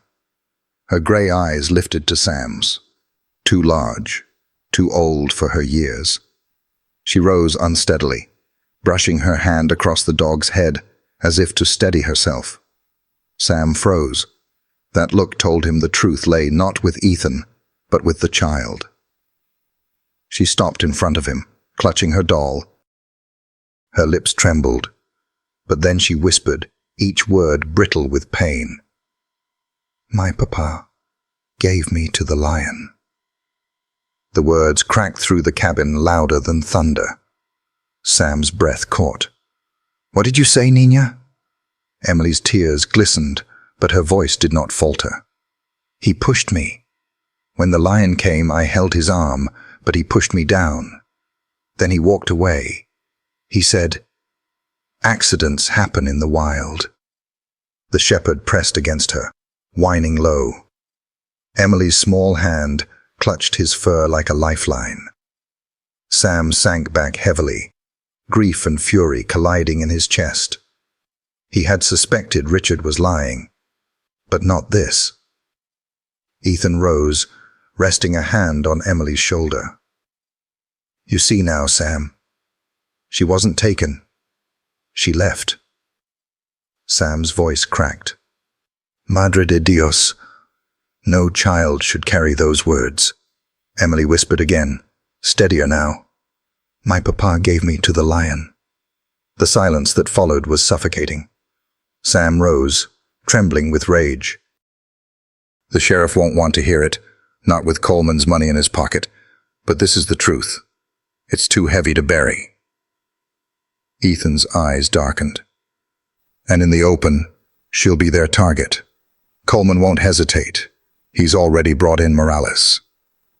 Recognition flickered in Sam's eyes. Morales, ex-mercenary. He never leaves a job unfinished. Ethan nodded. "Which means Coleman won't stop until Emily is silenced." Sam looked at the trembling child, her defiance burning through tears. He tipped his hat to her. "You're braver than most men I've known." Emily steadied herself, whispering again, "It's the truth." Sam bowed his head. "Then the truth will carry weight. We'll make sure of it." A pact hung in the room, sealed by silence and firelight.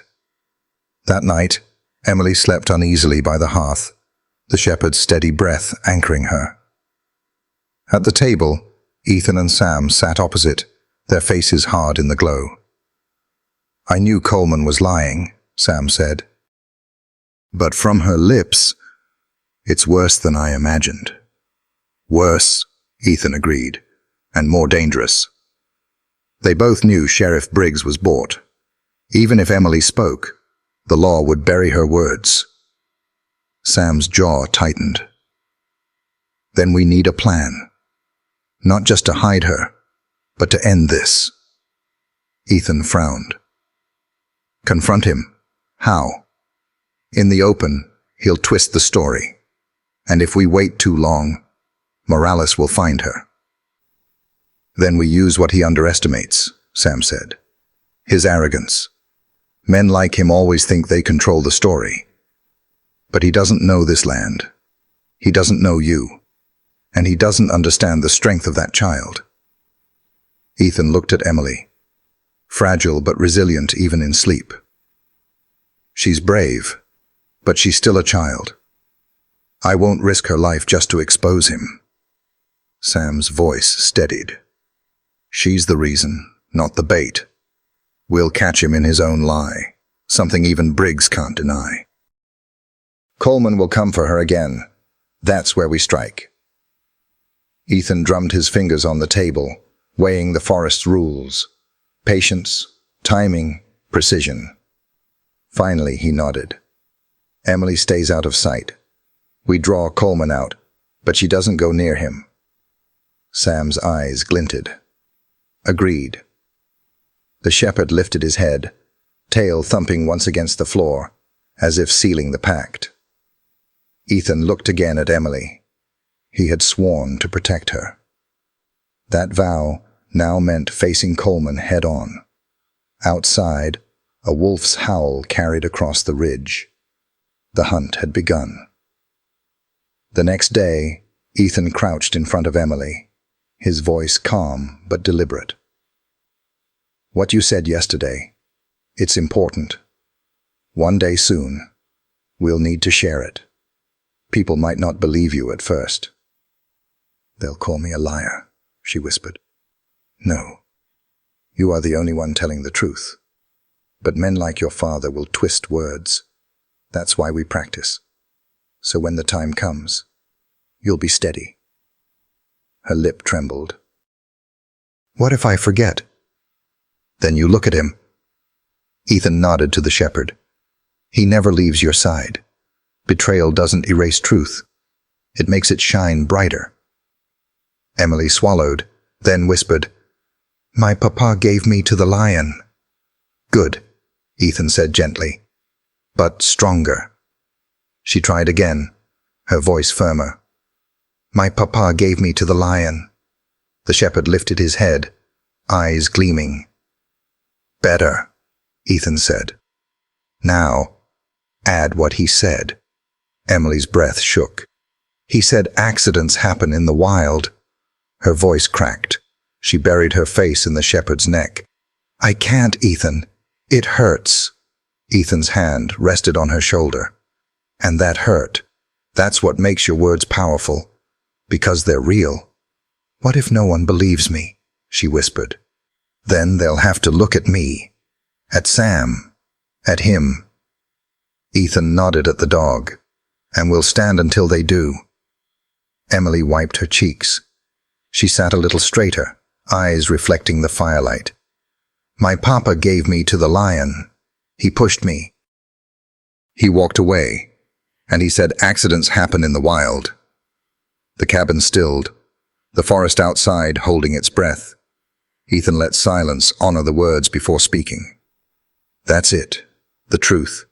And when the time comes, it'll be stronger than all his lies." Emily looked down at the shepherd. "You won't let me be alone, right?" The dog pressed into her chest. Answer certain. Ethan rose slowly, watching the child and dog bound together, fragile and steadfast. The storm outside gathered dark, but within the cabin, courage sparked. The town square churned with unease that morning, clouds hanging low and grey above the rooftops. Word had spread fast. Richard Coleman had returned, not alone, but flanked by county police. He had come to demand justice for the kidnapping of his daughter. Shopkeepers abandoned their stalls, townsfolk gathered in knots, whispers running like a current. Sheriff's men stood stiff at the courthouse steps, rifles ready. Richard's black SUV glistened at the edge of the square. When he stepped out, immaculate in his tailored suit, grief painted his face like a mask. He held a photograph aloft. "My daughter," he declared, voice breaking in practiced anguish. "Stolen from me by savages in the forest. Days without food, without warmth. God only knows if she's alive. But I will not rest until she is returned. And those responsible," his eyes hardened, "will pay." Sympathy flickered among some, but others whispered uneasily, remembering Sam Alvarez's doubts, remembering the 2 clean shoes. Sheriff Briggs nodded beside him, sweat streaking his brow. "We'll scour the forest. We'll bring Emily back." Then the crowd shifted. Heads turned, gasps cutting through the murmurs. From the far end of the square came Ethan Walker, ranger's jacket broad across his shoulders. Beside him, pale, small, but standing firm, was Emily. Her hand clutched Ethan's, the other wrapped tight around her doll. At her feet padded the shepherd, watchful, unyielding. The sight stilled the square.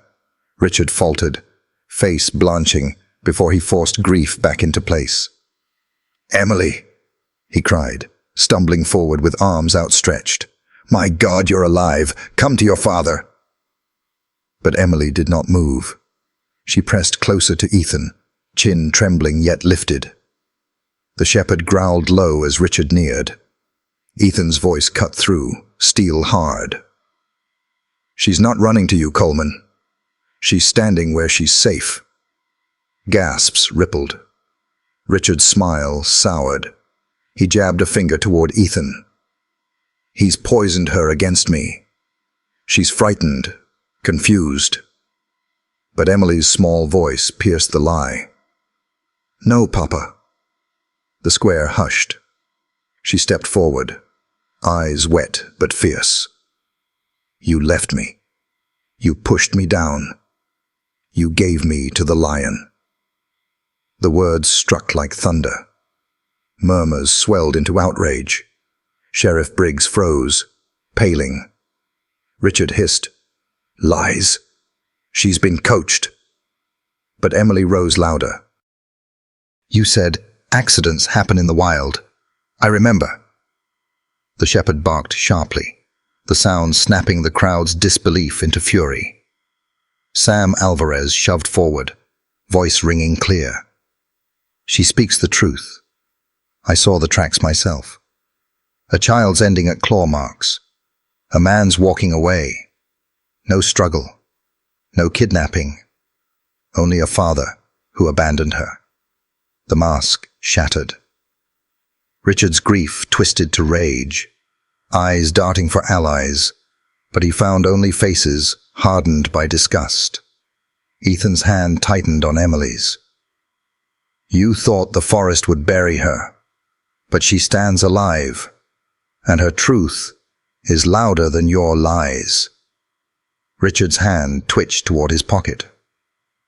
The shepherd stepped forward, teeth bared, a growl rolling from his chest. Deputies hesitated, rifles wavering as the tide of the square shifted. Emily's lip trembled, but she lifted her voice one last time. "He left me to die. My papa! The square exploded in shouts. Monster! Shame! Arrest him! Sheriff Briggs stammered, then, trembling, reached for his cuffs. Richard recoiled. You dare! I own this county! But the cuffs clicked shut, final as a slam door. The crowd roared, not with triumph, but with the heavy sound of justice awakening. Richard thrashed, spitting curses, but the shepherd's bark silenced him. Ethan held Emily close, whispering, You were brave. She nodded through tears. But it still hurts.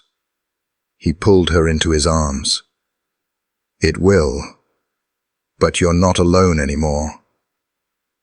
As Richard was led away, the people parted. His empire had collapsed under the voice of the child he tried to silence. And far away, Beatrice boarded a jet with her jewels and passports, abandoning the wreck she had helped build. In the square, Emily stood trembling, but unbroken.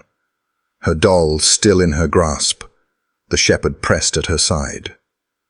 Truth had carved itself into the air so deeply, no one could deny it. This was not an ending. It was the beginning of reckoning and of healing. The seasons turned slowly in the forest. Winter melted into spring, and spring gave way to the soft warmth of summer. The pines stood tall and green. Streams rushed with snowmelt, and wildflowers painted the meadows in colors Emily had never seen before. It had been months since the day her trembling words shattered Richard Coleman's empire. Months later, the square had filled with gasps, since the cuffs had closed around her father's wrists. The memory still lived in her, sharp as glass, but here in the cabin, surrounded by firelight and forest, it no longer defined her. Ethan's cabin had changed too. It no longer felt like a ranger's lonely refuge. Laughter now lived in the corners. The smell of fresh bread sometimes joined the pine wood smoke. A child's drawings, butterflies, trees, a large dog with bright eyes, were pinned carefully to the walls. This morning, Emily sat on the porch step, with the shepherd sprawled beside her, his great head resting across her lap. She ran her fingers through his thick fur, as she whispered secrets only he could hear. He responded with slow blinks, and the occasional thump of his tail, a language she understood better than any spoken word. I'm here. I'm listening. I'll never leave you. Ethan emerged from the cabin carrying a small wooden box. His face, always marked by quiet strength, now softened whenever he looked at her. Ready for your lesson? He asked. Emily nodded eagerly, setting her doll aside, but keeping one hand on the shepherd's neck. What are we learning today? Ethan sat beside her, opening the box. Inside were feathers, smooth stones, pine cones, and a compass. He lifted the compass first, its glass catching the morning light. The forest has its own language. You've been listening to it without even knowing. Today, I'll teach you how to read it. He placed the compass in her palm, her small fingers curled around it, the needle trembling as though alive. The land will always tell you where you are, if you're patient enough to listen, Ethan explained. The moss grows thickest on the north side of trees. Streams run toward rivers, rivers toward the sea. And when the wind shifts, the animals know before we do. Emily's eyes widened as she turned the compass slowly. So it's like magic. Ethan smiled faintly. Not magic, just the truth. The kind men can't bend, no matter how much money they have. Her face grew thoughtful at that, but she nodded, her small shoulders squaring with pride. She wanted to know the forest like Ethan, wanted to carry truth the way he did. Steady, unshakable. The shepherd rose suddenly, ears pricking. He padded to the edge of the clearing, nose high, tail stiff. Emily watched him, waiting. After a long moment, The dog relaxed, returning to her side. "What was it?" she asked. "A deer," Ethan said, his eyes on the tree line. "He heard it before we did, felt it in the ground. That's the bond you two share. He listens to the world, and you listen to him." Emily buried her face briefly in the shepherd's fur, her voice muffled but certain. "He'll never leave me." Ethan's throat tightened. He looked at her, this small, fierce child who had survived betrayal no one should face, and knew she was right. The shepherd's loyalty was eternal, but so was his own. That evening, as the sun bled gold across the treetops, Emily sat at the table inside the cabin, sketching. Her drawing showed 3 figures: a tall man with broad shoulders, a little girl with curls, and a large dog standing between them. Above them, butterflies filled the sky. When she finished, she handed it to Ethan shyly. "For you." He studied it in silence, his chest tight, his voice rough when he finally spoke.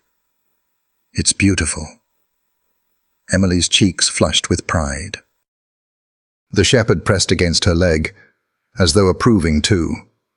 The cabin, once a place of solitude, now breathed with life.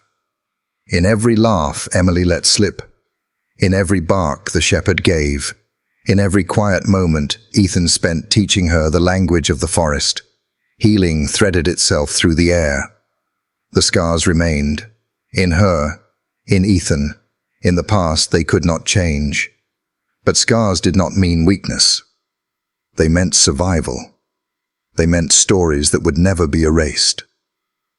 And as the stars began to pierce the night sky above the clearing, Emily leaned against Ethan's side. The shepherd curled at her feet and whispered words that carried both memory and hope. "I'm not afraid anymore." Ethan looked down at her, his hand resting gently on her small shoulder. His voice was low, steady, certain. "You never will be. Not here. Not with us." The shepherd's ears twitched, his eyes glowing in the firelight, a living vow that sealed the ranger's words. And in the heart of the wilderness, in a cabin that had once been lonely, a new family quietly began to thrive. The courthouse smelled faintly of varnished wood and dust, its high ceilings echoing with footsteps and whispers. Light filtered through tall windows, soft and pale, as though even the sun hesitated to intrude on this moment. Ethan sat stiffly in the wooden bench at the front, his ranger's jacket neatly pressed, but his hands betraying him. Broad, calloused fingers tapping once against his knee, then stilling. Beside him, Emily sat in a simple blue dress, her curls tied back with a ribbon someone from the town had gifted her. She clutched her doll close, but her eyes, those grey eyes that had once only carried fear, now brimmed with cautious hope. The shepherd lay at her feet, tail curled around his paws, head resting across them. His ears twitched at every sound, every shuffle of papers, every cough in the chamber. He was out of place in the courthouse, but no one dared remove him. Everyone knew he was part of the testimony that had shattered Richard Coleman's lies. His presence was as much a symbol of loyalty as the child sitting above him. Judge Holloway adjusted his glasses, peering down at the documents before him. His voice was steady, carrying across the chamber. "This petition for guardianship has been reviewed. Testimonies from Ranger Walker, Mr. Alvarez, and other witnesses have been considered. The court acknowledges that the biological father is unfit. The child's welfare must come first." Ethan's jaw tightened. Every word seemed to press against his chest. The judge looked up, his eyes softening as they landed on Emily. "Emily Coleman, do you understand what this means? You will be living with Ethan Walker, He will be your guardian, your family." Emily blinked, her fingers twisting into her doll's dress. She glanced up at Ethan, searching his face. He bent slightly toward her, his voice low, meant only for her. "It means you'll never have to leave, not unless you want to. You'll always have a home with me." Something in her eyes shifted then. The fear that had lingered, the doubt that had kept her heart guarded. It melted slowly, replaced by something new, fragile but bright. She nodded once, firmly. "I understand." The gavel struck the block with a sharp crack. "Guardianship is granted, effective immediately." The room exhaled, the weight of months of uncertainty finally breaking. Sam Alvarez, seated in the back, tipped his hat low, a quiet smile tugging at the corner of his weathered mouth. Even Sheriff Briggs, who had once bent so easily under Richard's wealth, wiped at his brow with relief, as though justice had finally cleared the dust from his conscience. But it was Emily who moved first. She turned on the bench, setting her doll aside for the first time in months. Her small hands reached for Ethan's sleeve, tugging gently. He leaned down, his heart already bracing for whatever she might say. Her voice was soft, almost shy, but clear as the forest streams he had taught her to read. "Thank you, Dad." The word struck him harder than any blow, sharper than any blade. For a heartbeat he could not breathe. His eyes burned, his throat closed. He had faced storms, fires, predators, but nothing had undone him like this single word. "Dad." Ethan swallowed hard, his large hand covering hers. His voice, when it came, was rough but steady. "You don't have to call me that if you're not ready." Emily shook her head quickly, tears shining in her gray eyes. "I want to." The shepherd thumped his tail once against the wooden floor, as though sealing the vow. Ethan pulled her into his arms right there on the bench, the crowd behind them blurring into silence. She clung to him, her small frame pressed against his chest, her heartbeat quick and steady against his ribs. He closed his eyes, breathing her in, letting the word echo through him again and again. "Dad?" Judge Holloway cleared his throat softly, looking down at the papers but giving the pair their moment. Around them, the townsfolk exchanged glances, some dabbing at their eyes, others nodding quietly. It wasn't just legal guardianship being decided here. It was a rebirth. For Emily, it meant she no longer belonged to the man who had betrayed her. She belonged to someone who had chosen her, who had stood between her and the dark, who had promised she would never be left again. For Ethan, it meant the lonely cabin in the wilderness was no longer just a ranger's refuge. It was a home, a place where laughter could live, where drawings could hang on the walls, where the sound of a child's voice calling him Dad could turn silence into belonging. When they stepped out of the courthouse into the bright afternoon light, Emily slipped her hand into Ethan's without hesitation. The shepherd walked ahead, his ears high, his tail brushing the air like a banner of victory. Sam Alvarez met them at the steps, tipping his hat with a grin. "Looks like the forest gave her back a father after all." Ethan smiled faintly, his eyes never leaving the child at his side. "No, she gave me one." Emily squeezed his hand tighter, her smile small but radiant. For the first time, she no longer felt like a shadow of someone else's prophecy. She felt like a daughter. The meadow lay wide and golden beneath the afternoon sun, a sea of wildflowers swaying gently in the summer breeze. The air carried the sweet scent of honeysuckle and pine, the song of birds weaving through the sky like threads of light. For months now, the forest had been Emily's classroom, her sanctuary, her place of rebirth, and today it was her playground. She ran barefoot through the grass, her laughter spilling free and clear. The ribbon in her hair trailed behind her, catching flashes of sunlight. Each step carried her further from the shadow of the courthouse, further from the betrayal that had once nearly swallowed her whole.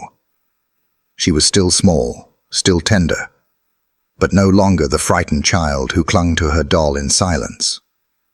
At the edge of the meadow, Ethan leaned against a fence post, arms folded, watching her with quiet pride. The shepherd sat at his side, ears erect, eyes following Emily's every move. His body remained still, but the readiness in his muscles told Ethan that if the girl so much as stumbled, he would be there in an instant. Emily spun suddenly, her curls flying, her cheeks flushed with color. She came bounding back toward them, her feet barely touching the earth. Breathless, she collapsed beside the shepherd, burying her face in his fur. He tolerated the weight of her with a deep sigh, leaning his head against her shoulder. Ethan crouched beside her, brushing a curl from her face. "You've grown stronger," he said softly. Emily looked up at him, her gray eyes shining with a new light. "Because you showed me how." She paused, her hand curling into the shepherd's thick coat. "Because he showed me too." The dog thumped his tail once, as though agreeing. Emily grew serious then, her voice quieter, carrying the kind of gravity that seemed too heavy for a child, yet perfectly natural for her. "When I grow up, I'll help other children who are afraid." Ethan blinked, his chest tightening. "What do you mean?" Her small fingers twisted in the shepherd's fur. "Like me. Children who are left or hurt or told they don't matter. I want to help them the way you helped me." She glanced toward the forest, her voice steady despite the tremor in her lip. "I don't want anyone else to feel what I felt that night." The words struck him harder than any vow. He had seen her broken, trembling, clutching the dog in silence. He had heard her whisper, "Papa left me." And now to hear her speak not of fear but of purpose. It was more than healing. It was a transformation.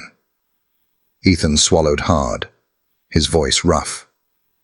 "That's a brave thing to carry, Emily. Not everyone could." She smiled faintly, leaning her head against the shepherd. "But I'm not alone."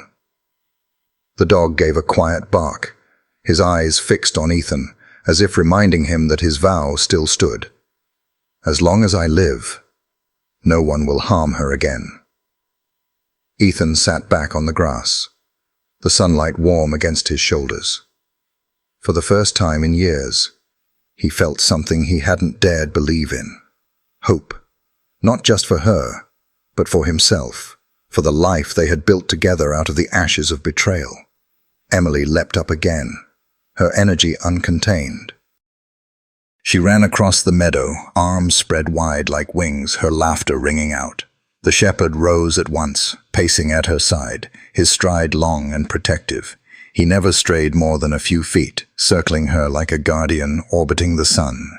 Ethan watched them, the image etched into his mind. The child, once abandoned to the wilderness, now running free beneath the wide sky. The dog, once a shadow of loyalty, now her steadfast protector. And himself, no longer alone, no longer just a ranger, but a father in every way that mattered. He whispered to himself, his voice carried on the wind. Betrayal doesn't have the final word. Hope does. The meadow held the moment, sunlight spilling like a blessing across the field. Emily's laughter rose again, high and bright, carried into the trees. The shepherd barked once, sharp and joyful, as though echoing her joy. And Ethan knew the legacy of this story would not be Richard Coleman's cruelty, nor the fear that once nearly claimed a child. It would be the courage of a little girl who stood in a square and spoke the truth, and the loyalty of a dog who never left her side. That courage, that loyalty, would ripple outward, changing more than just their lives. It would become a beacon for others. And in the golden light of that afternoon, betrayal was finally transformed, not into scars, but into hope that would last a lifetime. Sometimes the stories that stay with us the longest are the ones that remind us of the simplest truths, that love, loyalty, and trust can heal what once felt broken. German shepherds, with their courage and devotion, carry those truths in every glance, every step, every silent act of protection. They don't ask for much in return, only that we see them, care for them, and let them be part of our lives. If you've ever looked into your dog's eyes and felt they understood you better than words could, then you already know the gift we're talking about. For those who'd like to deepen that bond, I found a gentle resource that shares ways to build trust and connection with your dog. I'll leave it here for you to explore if it feels right. No pressure, just something that meant a lot to me. Take it as a quiet invitation, from one dog lover to another. Because in the end, what matters most isn't the noise of the world, but the steady heartbeat beside us. A reminder that we're never truly alone. Maybe today's a good day to sit with your dog a little longer,